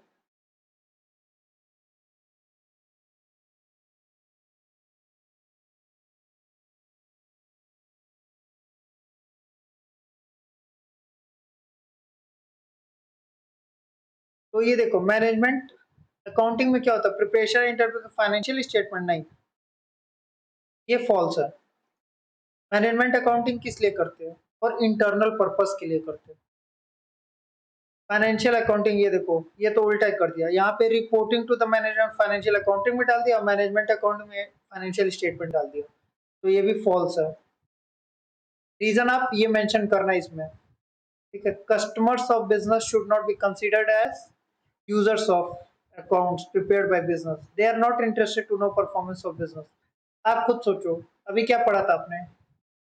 कस्टमर यूजर्स है या नहीं है? क्यों है? रीजन क्या है? क्यों देखता है कि स्टेबल है या नहीं बिजनेस, ताकि मैं फ्यूचर में उससे प्रोडक्ट ले सकता हूँ या नहीं ले सकता। क्योंकि एक बंदा जो होता है ना कि वो ब्रांड एडिक्टेड हो जाता, तो उसको वो भी जानने के लिए रहता है कि भाई जिससे हम प्रोडक्ट खरीद रहे हैं, ठीक है, क्या वो आगे सरवाइव कर पाएगा या नहीं कर पाएगा, ठीक है। तो ये भी फॉल्स है। क्योंकि फॉल्स क्यों होगा? ये इसमें लिखा है ना कि शुड नॉट बी कंसिडर। अगर ये लिखा होता कि शुड बी कंसिडर्ड, है ना, तभी हम मान लेते हैं कि ट्रू है। आ जाओ fifth, summarising is the basic function of accounting, all business transaction of a financial characters evidenced by some documents such as bills। ठीक, अब अकाउंटिंग में बोला कि समराइजिंग ही बेसिक फंक्शन है, तो हमने क्या पढ़ा था? Accounting is art of recording. तो सबसे पहला क्या था कि सबसे पहले तो हमें रिकॉर्डिंग ही करनी है ना। ऐसा तो है नहीं कि स्टार्टिंग समराइज से करोगे। तो ये भी फॉल्स है। बेसिक फंक्शन अकाउंटिंग का क्या है? रिकॉर्डिंग, ठीक है। बैलेंस शीट, बैलेंस शीट क्या होती है? बैलेंस शीट ना एक पर्टिकुलर डेट पे पोजीशन दिखाती है कि इस बिजनेस की पर्टिकुलर क्या पोजीशन है, उसकी एसेट्स क्या है, उसकी लायबिलिटीज क्या है, उसकी इक्विटीज क्या है, ठीक है। तो ये है show the position of business on a day of its preparation and not for future day. True, क्योंकि अभी हमने पढ़ा था ना लिमिटेशन में, एक पर्टिकुलर डेट की फाइनेंशियल पोजीशन और परफॉर्मेंस बताता है। Objectives of bookkeeping are complete recording of transaction and ascertainment of financial effect on the business. तो ट्रू भाई, रिकॉर्डिंग के लिए तो ट्रांजेक्शन्स कर रहे हैं बुक कीपिंग का, एंड असाइनमेंट फाइनेंशियल इफेक्ट उसके क्या है बिजनेस पे, वो चीज देखते हैं। अब आते हैं एमसीक्यू में। एमसीक्यू बहुत ही ध्यान से आप कर रहे हैं, मैं लिटरली बता रहा हूँ। बच्चे होता है ना कि पढ़ते ही, एक तो सबसे पहले ये पूरा लाइन पढ़ते नहीं, है ना, ये है क्या, ठीक? तो ये बहुत ही ध्यान से पढ़ना, क्योंकि एक वर्ड आपका पूरा आंसर चेंज कर देगा, जैसे कि आपका मार्क्स, क्योंकि एमसीक्यू में ना बहुत इजीली आप मार्क्स गेन कर सकते हो अगर आपके कॉन्सेप्ट अच्छे से क्लियर है। तो आप देखो, which of the following is not a सब फील्ड ऑफ अकाउंटिंग। तो मैनेजमेंट अकाउंटिंग क्या बताता हूँ, मैनेजमेंट अकाउंटिंग होती है, यस। कॉस्ट अकाउंटिंग सब फील्ड होती है, यस। बुक कीपिंग ये सब फील्ड थोड़ी ना है। तो विच इज नॉट अ सब फील्ड पूछा ना, तो book keeping is not a सब फील्ड ऑफ अकाउंटिंग।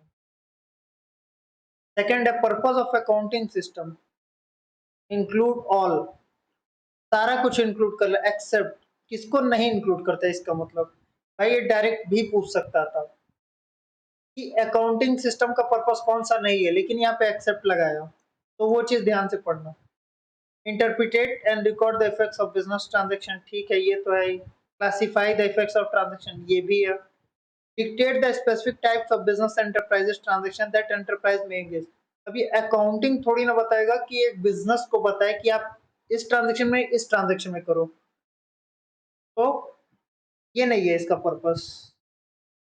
अब क्या, book keeping is mainly concern, mainly क्या है उसका काम, recording of financial data, mainly इसी से तो कंसर्न है। बाकी ये सारे काम कौन करता है, ये चाहे इंटरप्रिटेटिंग, ये अकाउंटिंग का काम होता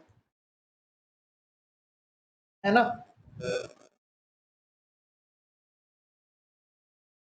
फिर देखो, all of the following are functions of accounting except क्या, डिसीजन मेकिंग प्रोवाइड करता है अकाउंटिंग, यस ट्रू है। लेजर पोस्टिंग, देखते हैं अभी बाकी ऑप्शन भी पढ़ेंगे, ये नहीं कि एक ऑप्शन आपको दिख गया, आपको 100 श्योर है, फिर भी आप पढ़ो, जितने भी ऑप्शन है वो सारे पढ़ो। सेकंड फोरकास्टिंग, ठीक है। अब लेजर पोस्टिंग आप देखोगे कि इसका फंक्शन नहीं है, फंक्शन में क्या है, डिसीजन मेकिंग है, फोरकास्टिंग देगा फ्यूचर का क्या हो सकता है।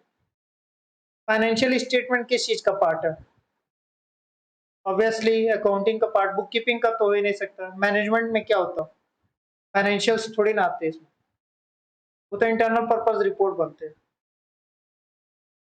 फाइनेंशियल पोजीशन किससे देखी जाती है, बैलेंस शीट से, ठीक है। मैं थोड़ा फास्ट चल रहा हूँ, आप लोग थोड़ा सा मैनेज करना।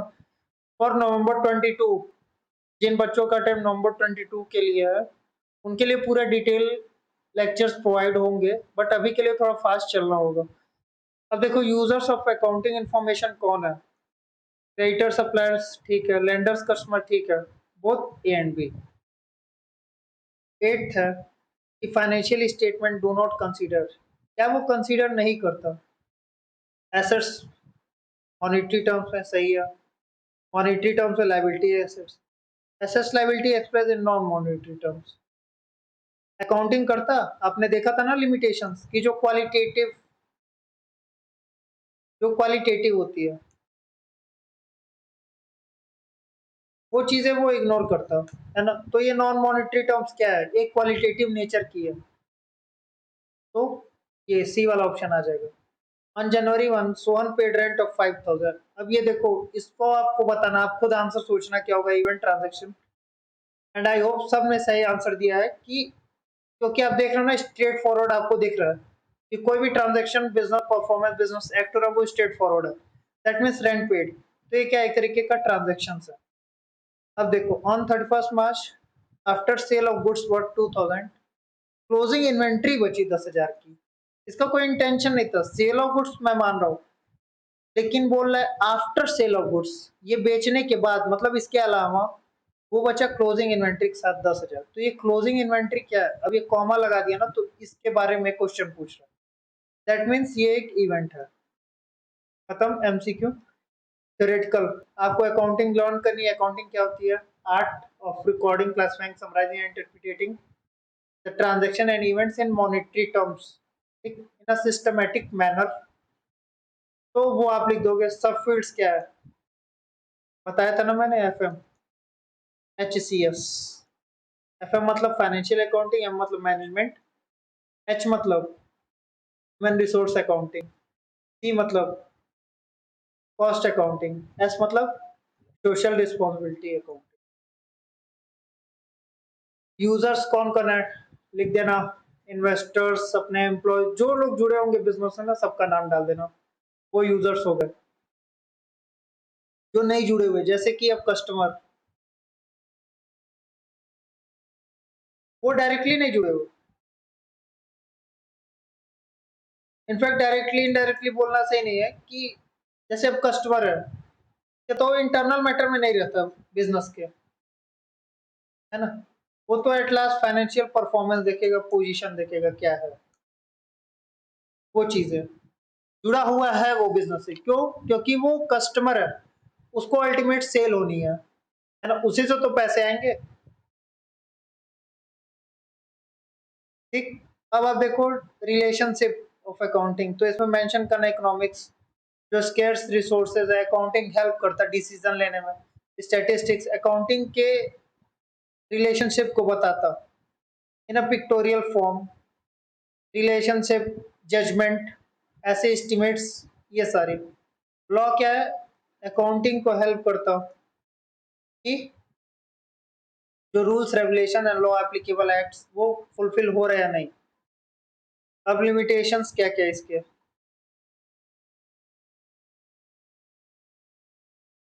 तो लिमिटेशंस आप देखोगे ना, लिमिटेशंस में आप, मैंने क्या क्या बताया था। पहला चीज क्वालिटेटिव एस्पेक्ट्स इग्नोर करता हूँ। सेकंड, एक ही आइटम के कई सारे ट्रीटमेंट बताता हूँ, है ना। इसके दो पॉइंट बन जाएंगे आपके, इसके दो पॉइंट बन जाएंगे, ठीक है। फ्यूचर्स का नहीं बताता, है ना। ऑल्दो ये ट्रेंड वगैरह बताता है कि हाँ ठीक है पास्ट के बेस पे, लेकिन वो एक्चुअल जजमेंट थोड़ी ना करता कि फ्यूचर में यही होगा। वो चीज है, एक पर्टिकुलर डेट का फाइनेंशियल पोजीशन बताता ही है, पर्टिकुलर डेट का, ठीक है।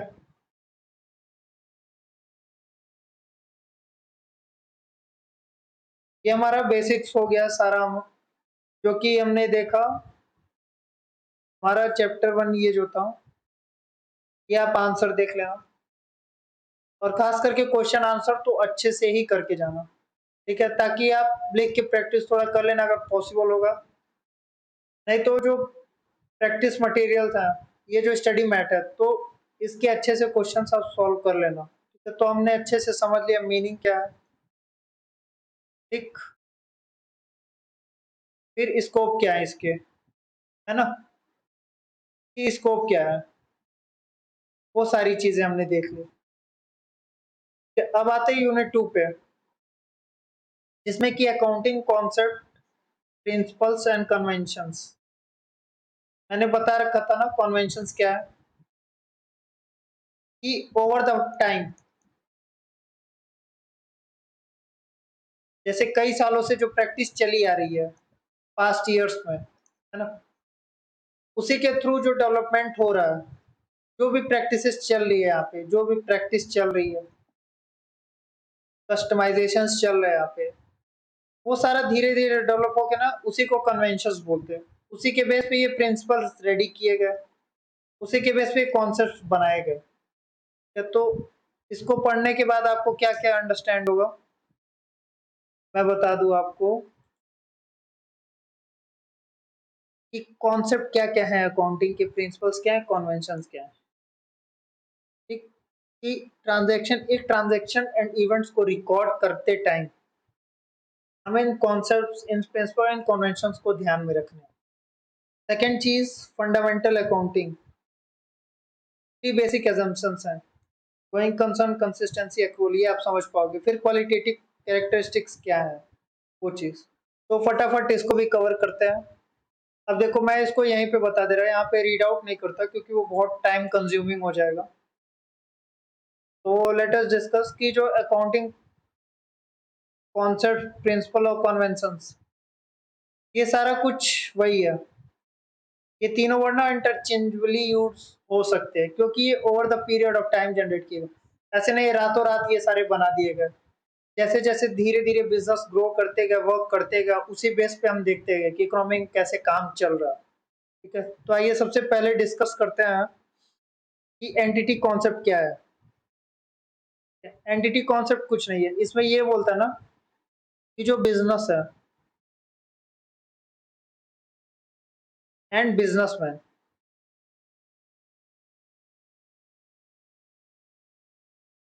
वो दोनों अलग अलग है। ये एंटिटी कॉन्सेप्ट कहती है आपकी कि जो एक इंसान बिजनेस कह रहा है और जो बिजनेसमैन है, वो दोनों अलग अलग है। ठीक है, अब आप बोलोगे सर ऐसे कैसे, जो ओनर है बिजनेस का वही बिजनेसमैन है, दोनों साथ ही तो है। मैं बताता हूँ, एक बिजनेसमैन ना, वो बिजनेस में क्या लगाएगा, कैपिटल लगाया। ठीक, अब उस इस बिजनेसमैन का क्या उम्मीद होगा कि जो मैंने इसका कैपिटल लगाया है, ये बिजनेस इसको क्या दे, इस बिजनेसमैन को return they in the form of profit. ठीक है, अब बिजनेसमैन ऐसा थोड़ी ना कि वो खुद से ही सोचेगा ठीक है मैंने पैसा लगाया और प्रॉफिट ही ले लेता हूँ खुद से ही, कि 10,000 का बिजनेस में अपना पैसा लगा दिया और घर वालों को बेच दिया, है ना, तो बिजनेस थोड़ी ना हुआ। बिजनेस वो है जो कि रिटर्न में प्रॉफिट दे हमें। तो उस केस में हम देखते हैं ना कि अगर वो कहीं से एक्सपेक्ट कर रहा है, बिजनेसमैन बिजनेस से एक्सपेक्ट कर रहा है, तो वो ट्रीट कर रहा है एज अ सेपरेट है दोनों। ठीक, क्योंकि वो पैसे दे रहा है उसको और उससे उम्मीद कर रहा कि प्रॉफिट दे, वो चीज है। तो इससे एंटिटी कॉन्सेप्ट आया कि both business and businessman are separate है। ठीक है, ये हुआ हमारा एंटिटी कॉन्सेप्ट। अब हम बढ़ते हैं money measurement concept. Money measurement क्या है, अगर आप देखोगे जनरली, अगर आप अंडरस्टैंड करना चाहोगे इस वर्ड से मनी मेजरमेंट कॉन्सेप्ट, एमसी, तो सारे ट्रांजैक्शन एंड इवेंट्स जो है ना, और इवेंट्स, अब इसको मेजर करने के लिए कोई तो यूनिट चाहिए, तो जो यूनिट होती है ना वो मनी है। यही बोलता है कि जो भी ट्रांजैक्शन मॉनेटरी टर्म्स के हैं मनी वाले, वो रिकॉर्ड होंगे बस अकाउंटिंग में, बाकी नॉन मॉनेटरी आइटम्स नहीं रिकॉर्ड होंगे। ये है आपका मनी मेजरमेंट कॉन्सेप्ट, और कुछ नहीं। All the transaction and events which are recorded in monetary terms, this is the money measurement concept। Third है आपका पीरियोडिसिटी कॉन्सेप्ट।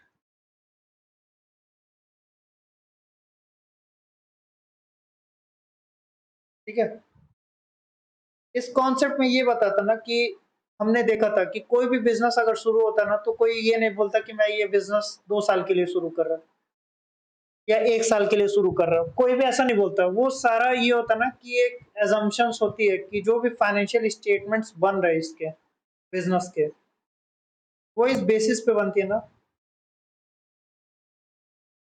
कि बिजनेस भाई अनलिमिटेड टाइम तक चलता रहेगा। ठीक है, लेकिन अब क्या है कि बिजनेस की जो परफॉर्मेंस है, जो बिजनेस की परफॉर्मेंस है ना, उसको कैसे एनालाइज करें। वैसा थोड़ी ना कि 20 साल तक बिजनेस चला उसके बाद हम उसका परफॉर्मेंस कर रहे हैं, नहीं। हर साल का एक बिजनेस परफॉर्मेंस देखते हैं, बिजनेस का पोजीशन देखते हैं। तब लाया गया पीरियोडिसिटी कॉन्सेप्ट कि हर साल को उसके परफॉर्मेंस, उसके पोजीशन को फाइनेंशियल स्टेटमेंट के थ्रू एनालाइज करेंगे। ये हमारा हुआ पीरियोडिसिटी कॉन्सेप्ट। ठीक है, नेक्स्ट आता है एक्रूअल, एक्रूअल कॉन्सेप्ट। ये बहुत इंपॉर्टेंट है एक्रूअल कॉन्सेप्ट आप लोग के लिए। इसमें ये होता है ना कि जो भी इनकम, एक्सपेंस, एसेट्स और लाइबिलिटीज, ये जो चार आइटम है ना,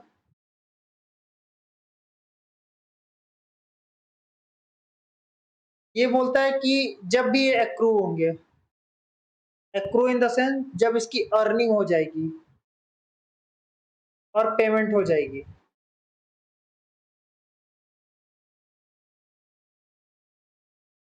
ठीक है, अब अर्निंग पेमेंट से क्या मतलब है? एक्चुअल में अर्निंग पेमेंट नहीं आना, एक्चुअल में जब हमारे पास पैसा आ रहा है, ठीक है, या एक्चुअल में हम पैसा दे रहे हैं तब नहीं, जब हमने कमा लिया, अर्न कर लिया, वो होता है एक्रूअल कॉन्सेप्ट। कि मान लो जैसे अगर एक बंदा है, अब मैं बता रहा हूँ एग्जाम्पल के थ्रू, आपको ये अंडरस्टैंड होगा। एक मिनट,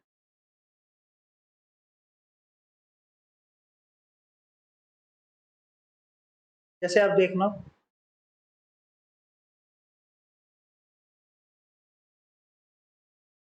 एक्रूअल का, मान लो ये ए है, ठीक है, ये कहीं जॉब कर रहा हूँ, इसने 30 डेज जॉब किया,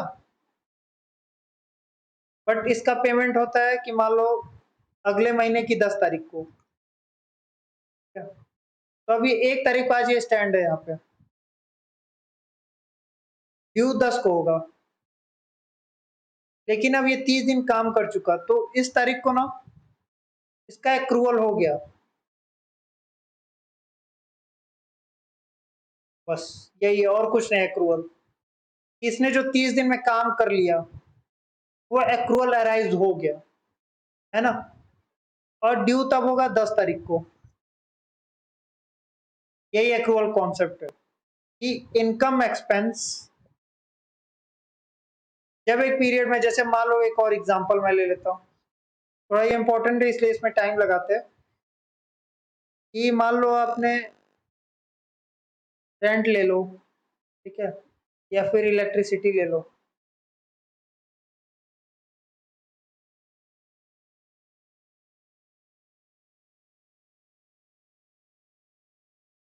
तो जो भी इसका टाइम लैप्स है, मान लो जैसे इसने 3 मंथ्स यूज हो गया इसका, जो रेंट पे इसने लिया था बिल्डिंग, वो 3 महीने के लिए यूज कर लिया, तो उसमें ना क्या लिख होगा कि रेंट का एक्सपेंस जो है ना वो अक्रूड हो गया। या इलेक्ट्रिसिटी है, मान लो 1 महीने का यूज कर लिया और उसका पेमेंट उसको अगले महीने के 15 से पहले तक करना है, तो 1 महीना अक्रूड हो गया। ये अक्रूवल कॉन्सेप्ट है।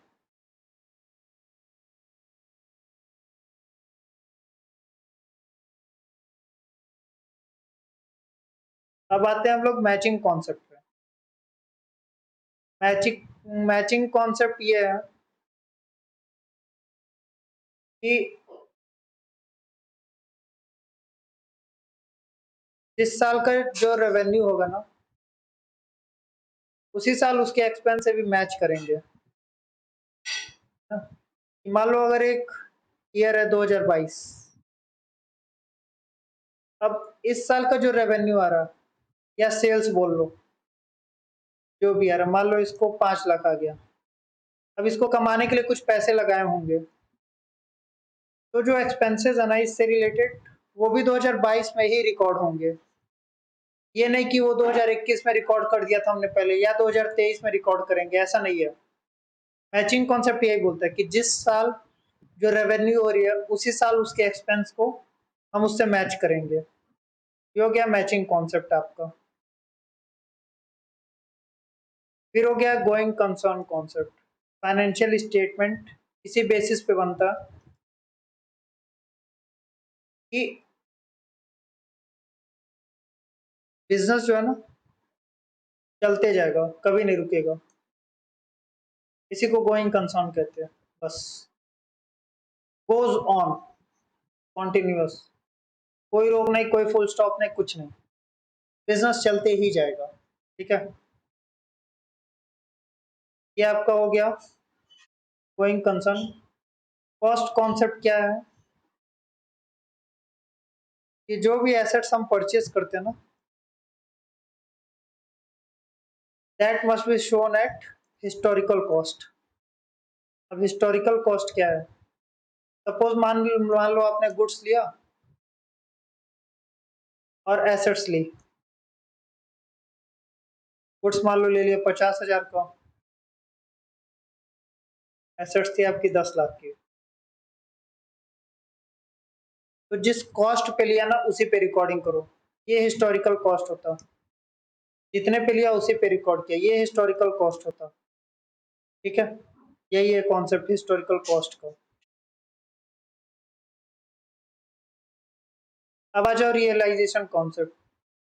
रियलाइजेशन ना सेम कॉस्ट कॉन्सेप्ट पे ही चलता। अब रियलाइजेशन है मतलब पैसा आना, ठीक है, कॉस्ट में हमारा लग रहा था कुछ परचेज के, रियलाइजेशन मतलब एक्चुअली में जब रिसीव हो जाएगा ना, एक्चुअली में जब रियलाइज हो जाएगा, तब ट्रांजेक्शन्स को हमें रिकॉर्ड करना है। ठीक है, dual concept, dual dual concept जो ड्यूअल एस्पेक्ट है ना, जनरली डबल एंट्री से है।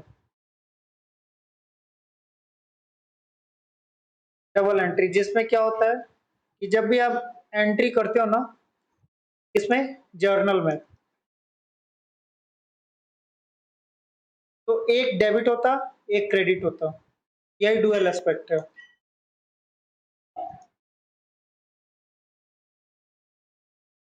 एक लेजर को ये हिट करेगा, डेबिट करेगा, और दूसरे लेजर को क्रेडिट करेगा, यही डुअल एस्पेक्ट है।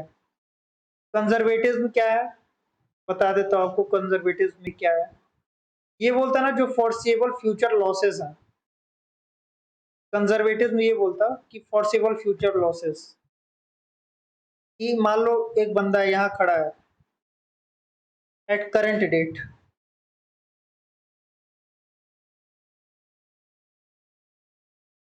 ठीक, अब वो देख सकता है इसके पास दो रास्ते आ रहे हैं, एक तो इसको यहाँ लॉस हो रहा है, एक यहाँ प्रॉफिट हो रही है इसको। ठीक, तो ये देखा यहाँ से कि इसको एक लॉस हो रहा है और प्रॉफिट भी हो रही है, तो कंजर्वेटिव ये बोलता कि जो फॉर्सिबल फ्यूचर लॉसेस हैं, ये फ्यूचर के, उसको आप रिकॉर्ड कर लो, लेकिन जो फॉर्सिबल फ्यूचर के प्रॉफिट है ना, जब तक ये सर्टेन नहीं हो जाता कि हाँ होना है, तब तक मत रिकॉर्ड करो, रिकॉर्ड ही नहीं करो भाई। जब तुमको लगे ना कि 100% श्योर है पूरा, तब भी उस केस में एक्चुअल नहीं होता, उस केस में भी कॉन्टीजेंट होता, डाउटफुल टाइप ऑफ। आगे पढ़ोगे आप, एक आता है कॉन्सेप्ट डाउटफुल, ये सॉरी कॉन्टीजेंट एसेट्स का। ठीक है, ये हुआ कंजर्वेटिव।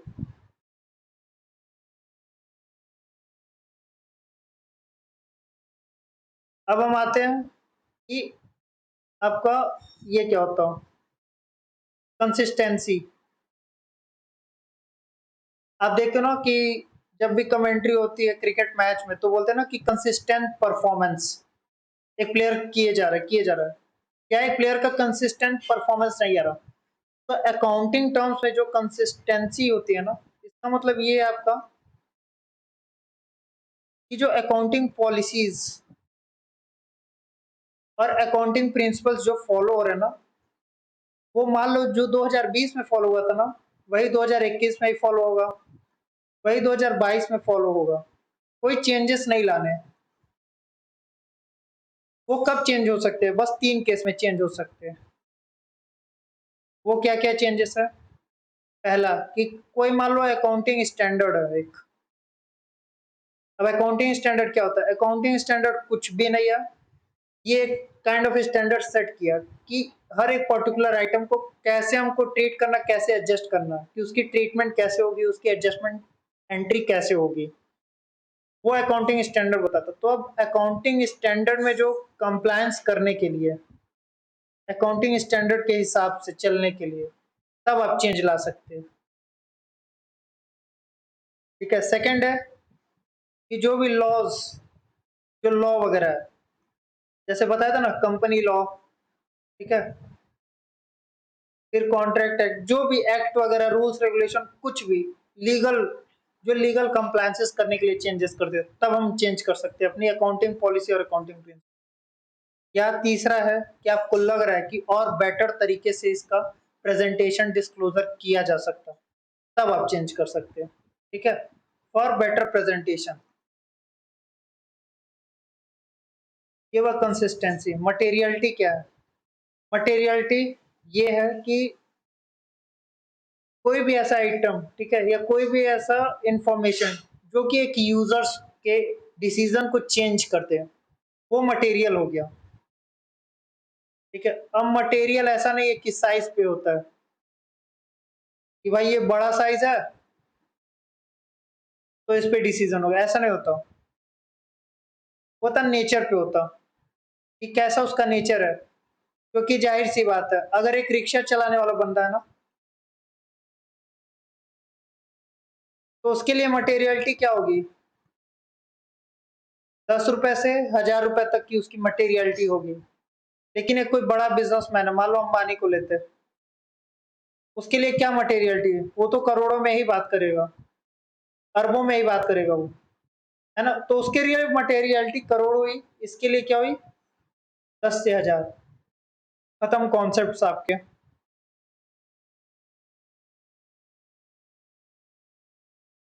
ठीक है, अब आगे देखते हैं, इसमें सारा कुछ ये डिस्कस किया हुआ है, अकाउंटिंग कॉन्सेप्ट्स वगैरह।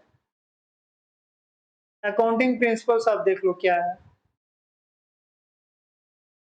इसमें ना कुछ कंडीशंस है, वो आपको फुलफिल करना ही है। रियल एजम्पशन पे बेस होना चाहिए। अगर अकाउंटिंग प्रिंसिपल किसी को बनना है, ठीक है, कि अकाउंटिंग प्रिंसिपल किसी का कुछ बनना है कि हाँ एक प्रिंसिपल बना दिया हमने, तो उसके लिए कुछ कंडीशन फुलफिल होनी चाहिए, तभी वो अकाउंटिंग प्रिंसिपल के लिए क्वालिफाई करेगा। वो क्या है कि रियल एजम्पशन पे बेस्ड होना चाहिए, सिंपल हो, अंडरस्टैंडेबल हो, एक्सप्लेनेटरी हो, ये नहीं ज्यादा कॉम्प्लेक्स बना दिया पूरा। ठीक, कंसिस्टेंटली फॉलोड होना चाहिए। ठीक है, फ्यूचर प्रेडिक्शंस कर पाए, ऐसा हो। फिर वो इंफॉर्मेशनल होना चाहिए यूजर्स के लिए। ठीक है, कि जो भी आप प्रिंसिपल्स अडॉप्ट कर रहे हैं, क्या वो यूजर्स को बेनिफिट देगा? बस।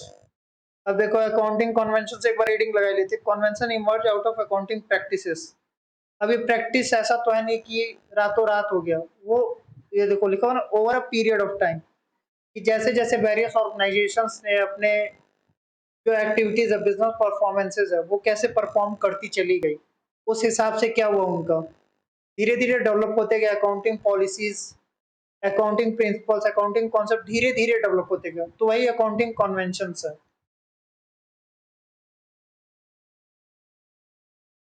ये आपने देख लिया, आप देख लेना कॉन्सेप्ट क्या है ना। Business enterprises separate apart from its owner, owner से सेपरेट है। मॉनिटरी मेजरमेंट मनी टर्म्स में रिकॉर्ड होने चाहिए। ठीक है, कि वही ट्रांजैक्शन रिकॉर्ड हो जो मनी के टर्म्स में मेजर किए जा सके। पीरियोडिसिटी, डेफिनेट अकाउंटिंग पीरियड, है ना, कि हर साल उसका एक डिफाइन कर दिया गया अकाउंटिंग पीरियड। एक्रूअल की mercantile basis, when they occur, ये नहीं कि जब कैश एक्चुअली में रिसीव्ड हो या पेड हो तभी रिकॉर्ड कर, नहीं, जैसे भी होते वैसे आप रिकॉर्ड करो उसको। फिर मैचिंग कॉन्सेप्ट, कि जितने भी एक्सपेंसेस है ना, जो मैंने एग्जांपल दिया था, वो रेवेन्यू से उसी पीरियड में ही मैच होने चाहिए। फिर आपका गोइंग कंसर्न बताया था कि फाइनेंशियल स्टेटमेंट प्रिपेयर होते गोइंग कंसर्न बेसिस पे। एक cost concept, value of an asset is to be determined on the basis of historical cost. Realisation cost पे है, change in value is to be recorded only when business realises, जब उसको realise हो गया, जब मिल गया उसको, तभी वो रिकॉर्ड करेगा। रियल एस्पेक्ट मतलब फोर और डबल एंट्री बताया था ना, अब इसमें डेबिट और क्रेडिट बताया। इसमें क्या क्या आ गया? इंक्रीज ऑफ वन एसेट्स मतलब debit, decrease of other assets मतलब credit, increase an assets simultaneously increase in liability, इधर डेबिट भी बढ़ा, इधर क्रेडिट भी, तो जरूर कुछ ना कुछ होगा। भाई डेबिट और क्रेडिट पे ही पूरा खेल चल रहा, तो उसमें कुछ भी हो सकता है। एसेट्स घट गया, लाइबिलिटी बढ़ गया, लाइबिलिटी घट गया, एसेट्स बढ़ गया, ऐसे बहुत सारी चीजें पॉसिबिलिटीज हो सकती है। ये आप पढ़ना 8 पॉसिबिलिटीज हो सकती है, ठीक है। ये एग्जांपल्स दे रखे हैं, ये आप करना, समझ में आएगा। अब अकाउंटिंग इक्वेशन क्या होती है, मैं आपको जनरल सेंस में एक बता देता हूँ। अकाउंटिंग इक्वेशन जो है ना,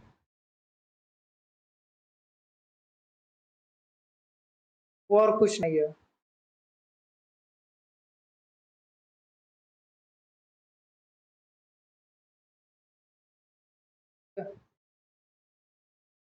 इक्विटी एक हो गया, ठीक।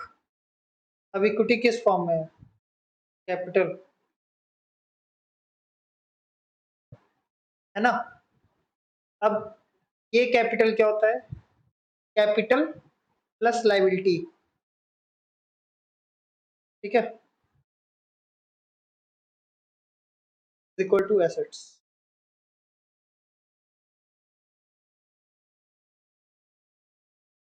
अब इसको ऐसे ही लिख दो, assets is equal to capital plus liability.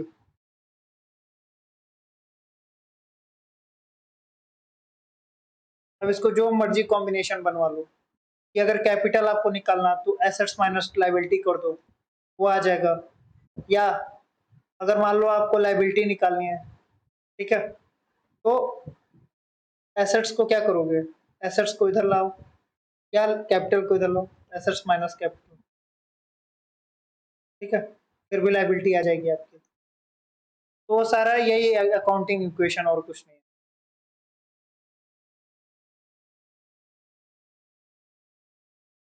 अब देखो इसमें क्वेश्चन दे रखा है, 31 मार्च का हमको देख रखा है,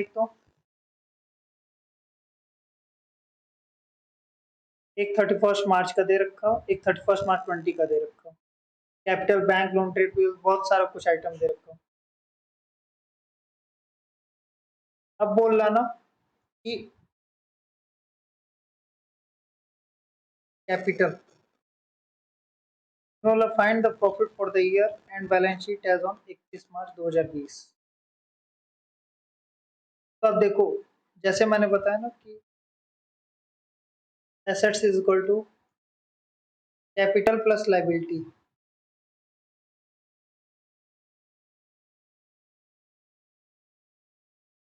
अब 31 मार्च में क्या है? 31 मार्च में आप देखोगे कैपिटल यहाँ पे 1 लाख दे रखा, ठीक है, कैपिटल इसने मेंशन कर दिया। लाइबिलिटीज में क्या क्या आ जाएगा? लोन, ट्रेड पेबल्स, ठीक है, ये सारे लाइबिलिटीज में आ गए, लाइबिलिटी ऐड कर लिया। एसेट्स क्या होगा कि बाकी जितना बचा आइटम, ये सारे एसेट्स हो गए। तो ट्रेड रिसीवेबल्स फिक्स्ड एसेट्स, ठीक है, fixed asset, trade receivables, inventory, cash and bank, ये एसेट्स हो गए।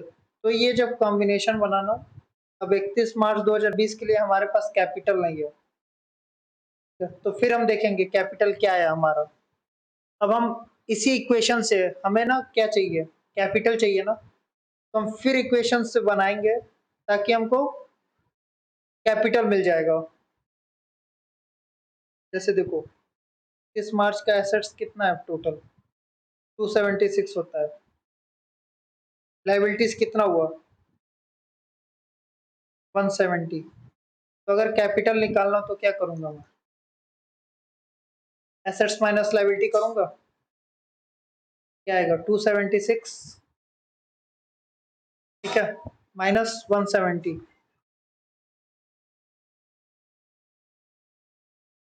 ये क्या है? कितना है? 1,06,000। अब ये कैपिटल है। अब आपने क्या देखा कि जो पुराना कैपिटल था 1 लाख, यहाँ पे कितना रहा? 1,06,000, है ना।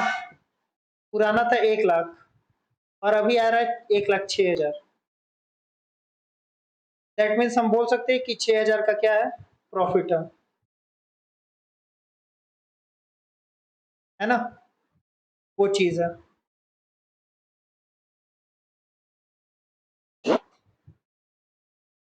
अब बोला है ना कि फाइंड द प्रॉफिट, तो प्रॉफिट हमारा क्या है? 6,000।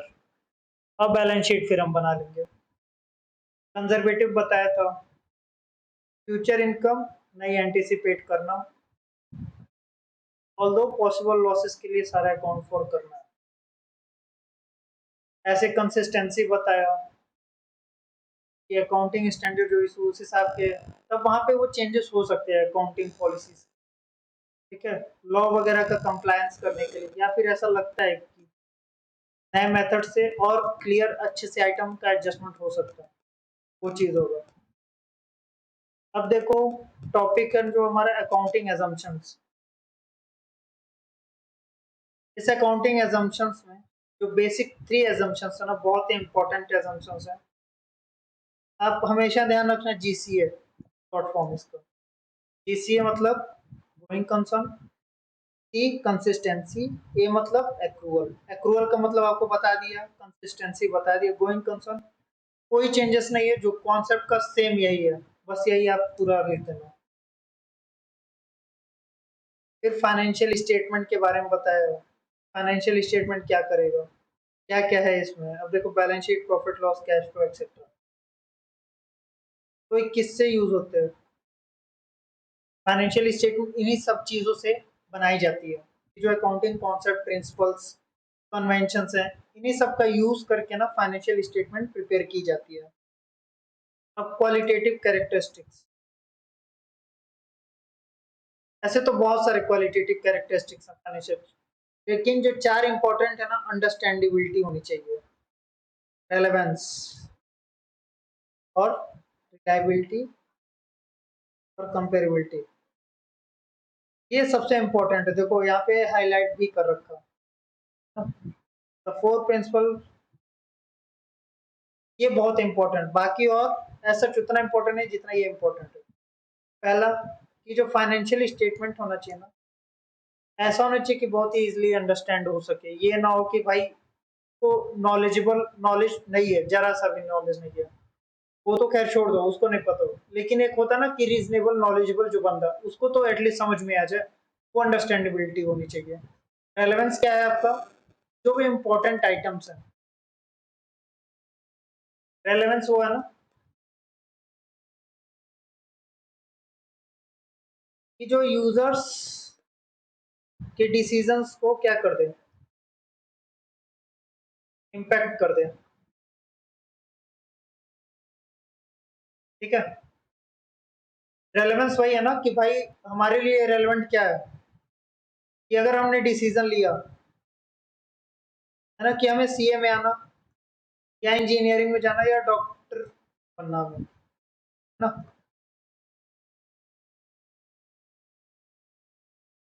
तो हमारे लिए रेलेवेंस क्या होगा कि हम ये देखेंगे ना कि आगे फ्यूचर क्या कैरियर है इन सब में, ये हमारे लिए रेलेवेंट हुआ। अब ये थोड़ी ना कि सीए पास्ट में कैसे आया, सीए का कैसे कैसे आपका सारा कुछ आ गया, कि मतलब ये कोर्स कैसे बना, क्यों आया, क्या रीजन था, ये हमें नहीं देखना। आप तो जनरली एक रेलेवेंट डिसीजन यही देखोगे ना कि आपको फ्यूचर में क्या मिलने वाला, आप पास्ट पे क्यों ही जाओगे ज्यादा। इंजीनियर्स फ्यूचर में क्या आएगा, कैसे आए इंजीनियरिंग का पास्ट क्या है, वो नहीं देखने जाओगे। डॉक्टरी का पास्ट क्या है, कैसे आए पिक्चर्स में, वो आपके लिए रेलेवेंट नहीं है। तो रेलेवेंट इंफॉर्मेशन, ये one of the qualitative aspect है फाइनेंशियल स्टेटमेंट्स। थर्ड है रिलायबिलिटी। रिलायबिलिटी क्या होती है, रिलायबल, कि जो भी इंफॉर्मेशन हम प्रोवाइड कर रहे हैं ना फाइनेंशियल स्टेटमेंट, वो क्या हो, ट्रू हो, ठीक है। ऐसा नहीं कि भाई डाउटफुल चल ही रहा, हमें खुद ही नहीं पता कि आखिर हमने फाइनेंशियल स्टेटमेंट में क्या दिया हुआ है, ठीक है। ये नहीं कि एक ओपिनियन जा रहा है अपना, ट्रू होना चाहिए, बेस्ड ऑन फैक्ट है, कि फैक्ट के बेसिस पे होना चाहिए, जो है एक्चुअली आप वही दिखाओ, रिलायबल इंफॉर्मेशन, बस। ये आपका रिलायबल क्वालिटेटिव एस्पेक्ट हो गया। फोर्थ है कंपेरेबल, कि फाइनेंशियल स्टेटमेंट कैसा होना चाहिए, कंपेरेबल होना चाहिए। अब कंपेरेबल इन द सेंस कि सेम लाइन ऑफ बिजनेस का बिजनेस वन बिजनेस टू उसका कंपैरिजन हो सके आपस में, ऐसा फाइनेंशियल स्टेटमेंट। फिर देखना मटेरियलिटी, जो अभी समझाया मैंने, फेथफुल रिप्रेजेंटेशन, जो भी प्रेजेंटेशन डिस्क्लोजर्स किए जा रहे हैं, है ना, जैसे कि आप देख सकते हो, जैसे देखो, reliable information must be written faithfully, कि फेथफुल होने चाहिए, बस ऐसा ना हो कि भाई डायलमा में या कंफ्यूजिंग वाला होना चाहिए, ट्रस्टेबल होना चाहिए। सब्सटेंस ओवर फॉर्म, ये बहुत इंपॉर्टेंट है। Substance over form, substance over form ये होता है ना कि जो एक्चुअल में ट्रांजेक्शन हो रहे हैं और जो ऑन पेपर बता रखा है, उसमें बहुत डिफरेंस होता है। मान लो एक्चुअल में देखा कि लैंड सेल हो गया, तब पेपर वर्क हो रहा है मान लो 4 महीने बाद, है ना, तो अब लैंड की भाई एंट्री तो करनी पड़ेगी। फॉर्म ये पेपर है, कि जो पेपर वर्क है ना ये फॉर्म है, बट सब्सटेंस क्या है कि लैंड का ट्रांजेक्शन हो चुका है, लैंड का ट्रांजेक्शन हो चुका है 4 महीने पहले, ये हमारा सब्सटेंस ओवर फॉर्म है। ठीक है, कि फैक्ट पे जाना ग्राउंड लेवल का, कि जो ग्राउंड लेवल पे जो ट्रांजेक्शन हुई है ना, वो देखना कि हाँ एक्चुअल में ट्रांजेक्शन हुए हैं या नहीं। पेपर वगैरह तो बात का बात है, इन ट्रांजेक्शन हुए या नहीं हुए। न्यूट्रलिटी, न्यूट्रलिटी क्या होता है ना कि कंफ्यूजन से दूर रहे फाइनेंशियल स्टेटमेंट, कंफ्यूजन बोल लो या चाओस बोल लो या बायसनेस बोल लो, इन सब से दूर रहना चाहिए, कोई भी कंफ्लिक्ट नहीं होना चाहिए। स्टूडेंट्स, स्टूडेंट्स भी बहुत ही इंपॉर्टेंट है। रिगार्डिंग ऐसा है ना कि जैसे मान लो हमने किसी को पैसा दिया उधार पे या सामान बेचा उधार पे, वहां पे बहुत सारी अनसर्टेनिटीज जुड़ी होती है ना। अब अनसर्टेनिटीज जुड़ी हुई है तो उसके लिए हमें क्या चाहिए, कुछ ना कुछ जजमेंट करना होगा कि भाई आगे वो पैसे देगा या नहीं देगा, देगा तो कितने देगा। तो हमें बहुत ही कॉशियस होना पड़ेगा कि कैसे जजमेंट हम अपना बना सके। ये प्रूडेंस हुआ आपका।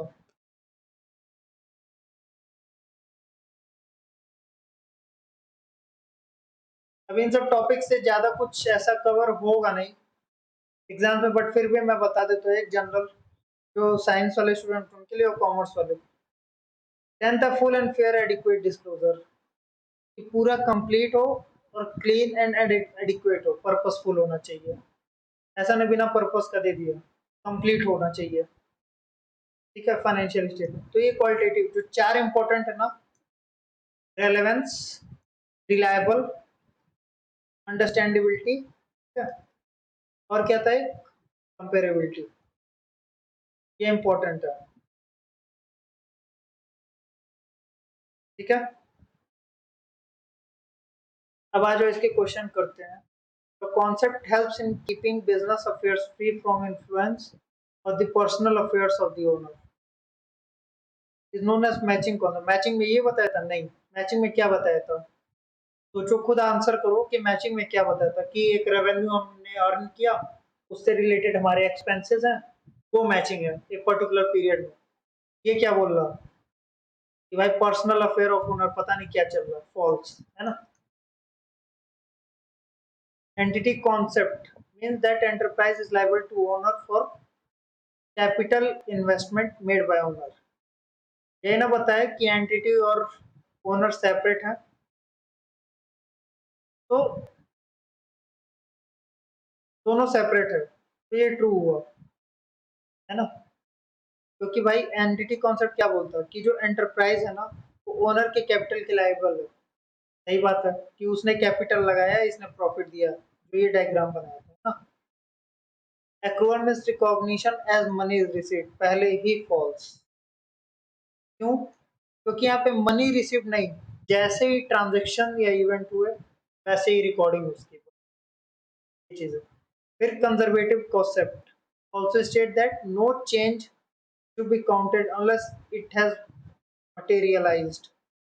ठीक है, तो क्या बोल रहा कि conservative concept also said that no change, कोई चेंज नहीं करना अनलेस इट इज मटेरियलाइज्ड।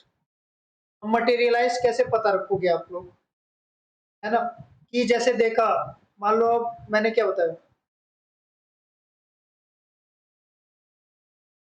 कि फॉरसेबल फ्यूचर लॉसेस,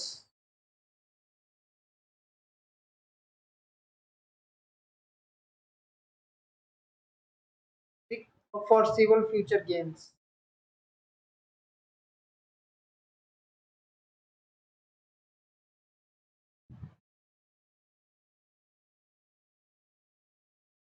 इसको क्या करना, रिकॉर्ड कर लो, कंसीडर कर लो,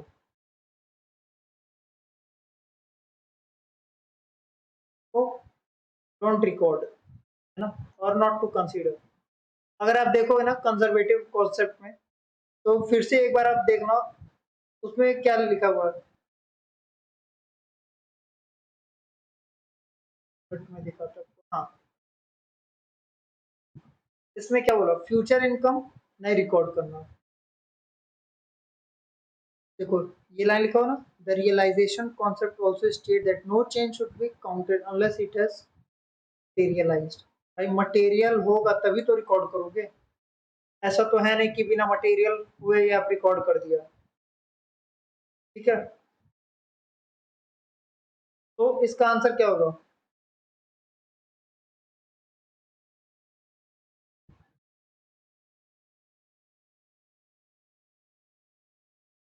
ट्रू होगा, है ना, कि जब तक वो मटेरियलाइज नहीं होता तब तक कंजर्वेटिव कॉन्सेप्ट नहीं देखेंगे। फिफ्थ है कौन, एक मिनट,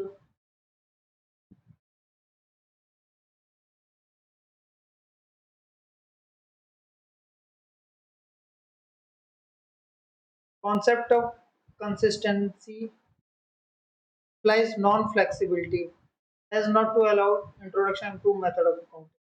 करता है ना, तीन पॉइंट्स बताए था, जो लास्ट पॉइंट था, अगर आपको लगता है कि इस आइटम का और पर्टिकुलर अच्छे से इम्प्रूवमेंट हो सकता है फेयर प्रेजेंटेशन, तो आप करो, तो ये बोला नॉट टू अलाउ, तो ये फॉल्स हुआ। अब materiality depends only upon amount of item and not upon the size of, ना ही साइज पे डिपेंड है, ना ही nature and level of information, level of a person making decision. तो जो अमाउंट है ना, मटेरियलिटी क्या बताता, मैंने क्या बताया था, information materiality economic, this is basis of info financial size and nature of item. Error just in particular circumstances of its misstatement. ठीक, तो यहाँ पे आप देखोगे ना, ये बोल रहा है कि केवल ही डिपेंड है अमाउंट ऑफ आइटम पे, तो ऐसा तो है नहीं, वो तो साइज पे भी डिपेंड है, नेचर पे भी है ना, ये फॉल्स हुआ। ठीक,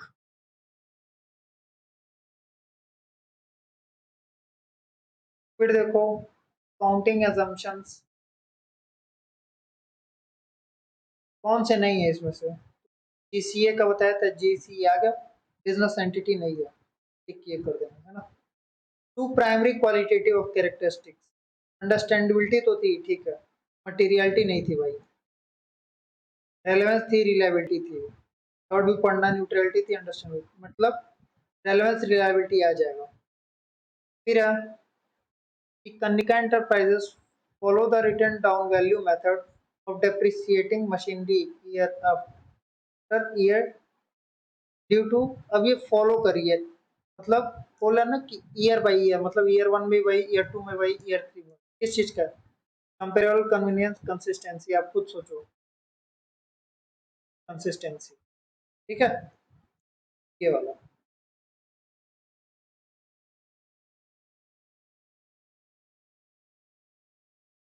अब क्या है कि एक कार परचेज की गई 5 लाख की, जहाँ पे डाउन पेमेंट किया गया 1 lakh and signing up 4 lakh, bill payable due in 60 days as a result of transaction क्या होगा।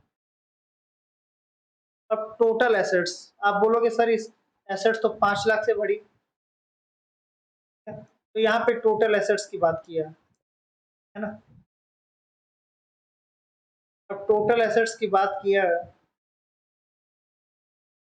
तो इसमें करंट एसेट्स आएंगे और नॉन करंट एसेट्स भी आएंगे, तभी तो ये टोटल एसेट हो। मतलब करंट एसेट्स माइनस हुआ 1 लाख से, प्लस हुआ 5 लाख से, ये है ना। तो टोटल कितना आया 4 लाख से, एसेट्स क्या हुआ बढ़ा, और 4 लाख का इसने बिल पेबल भी साइन किया, तो लाइबिलिटी भी बढ़ी 4 लाख से, है ना। तो क्या होगा, total assets increase by 4 lakh, corresponding increase liability in 4 lakh. फिर मोहन परचेज किया 15 lakh and sold 4/5 of the good, मतलब 1/5 बचा हुआ, कितना 1/5, मतलब 3 लाख का गुड्स उसके पास बचा हुआ है ना।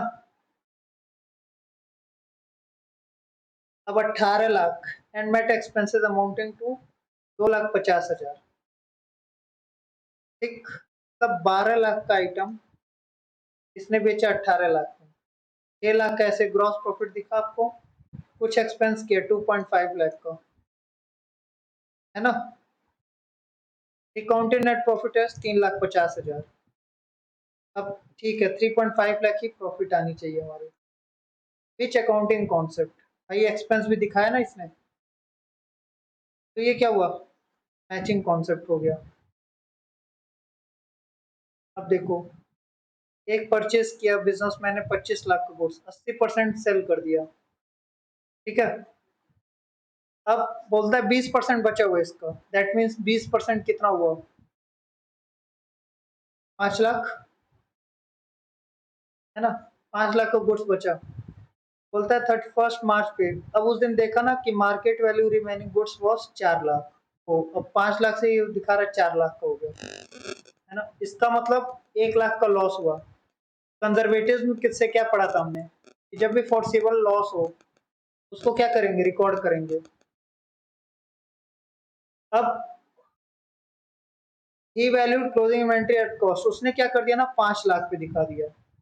कौन सा कॉन्सेप्ट वैल्यूड किया इसने, कंजर्वेटिव, है ना, कंजर्वेटिव नहीं फॉलो किया। अब देखो capital brought in by proprietor, क्या होगा, increase in assets, increase in liability, increase in liability and decrease in assets, increase in assets. अपने अकाउंटिंग इक्वेशन अभी आपको बताया था मैंने, है ना। अकाउंटिंग इक्वेशंस कि अगर आप अकाउंटिंग इक्वेशन देखोगे में क्या था, capital is equal to capital plus liability is equal to क्या है, एसेट्स है ना। कैपिटल भी in the nature of liability ही है। रीजन क्या है इसका, business and businessman both are separate, है ना। भाई अब इसने इसको पैसा दिया in the form of capital, तो ये बिजनेस की क्या हुई, लाइबिलिटी तो हुई। तो अब अगर इधर लाइबिलिटी बढ़ रही है हमारी, कैपिटल जो लाया लाइबिलिटी, तो लाइबिलिटी बढ़ी, अब ये इक्वल टू होना चाहिए एसेट्स के, तो एसेट्स भी तो बढ़ेगा, क्या होगा, increase in assets and increase in liability. Assets किस लिए हेल्ड करते हैं बिजनेस में, अर्निंग रेवेन्यू, ठीक है। Revenue from sale of products is generally realised in period in which, कब होगा, जब सेल किया जाता है एक्चुअली में, ठीक है। कंजर्वेटिव्स क्या बोलता है,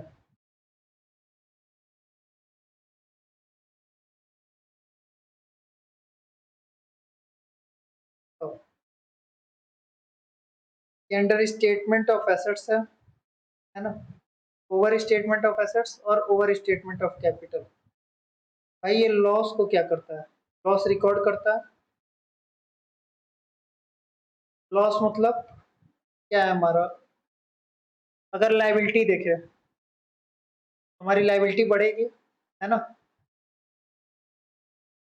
अब इसको हम एक और तरीके से बोल सकते हैं कि अंडर स्टेटमेंट ऑफ एसेट्स, भाई हमारी एसेट्स ही तो कम हो रही, है ना,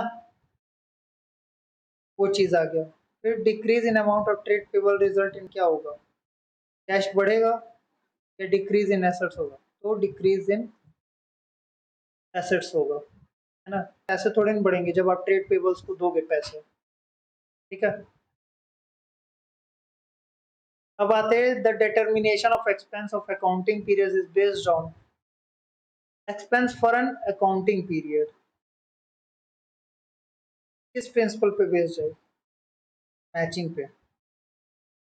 economic life of an enterprise split into periodic intervals, क्या ये पीरियोडिसिटी, एक इंडिविजुअल एसेट्स इंक्रीज हो रही है तो उसका करस्पॉन्डिंग क्या होगा, ये होगा ना कि डिक्रीज ऑफ अनदर एसेट्स और इंक्रीज ऑफ लायबिलिटी। यहाँ पे ड्यूअल एस्पेक्ट आप लगा के देखना कौन, purchase of machinery for cash, decrease in total assets, decrease in total retains total assets change, ये होगा। अभी बताना टोटल एसेट्स क्या होता है, non current assets plus current assets. Non current assets क्या है, मशीनरी, एक प्लस हुआ एक माइनस हुआ, net impact nil, plus minus cancel. Consider the following pertaining to alpha limited, particular cost of machinery ये, इंस्टॉलेशन चार्जेस ये 1 लाख।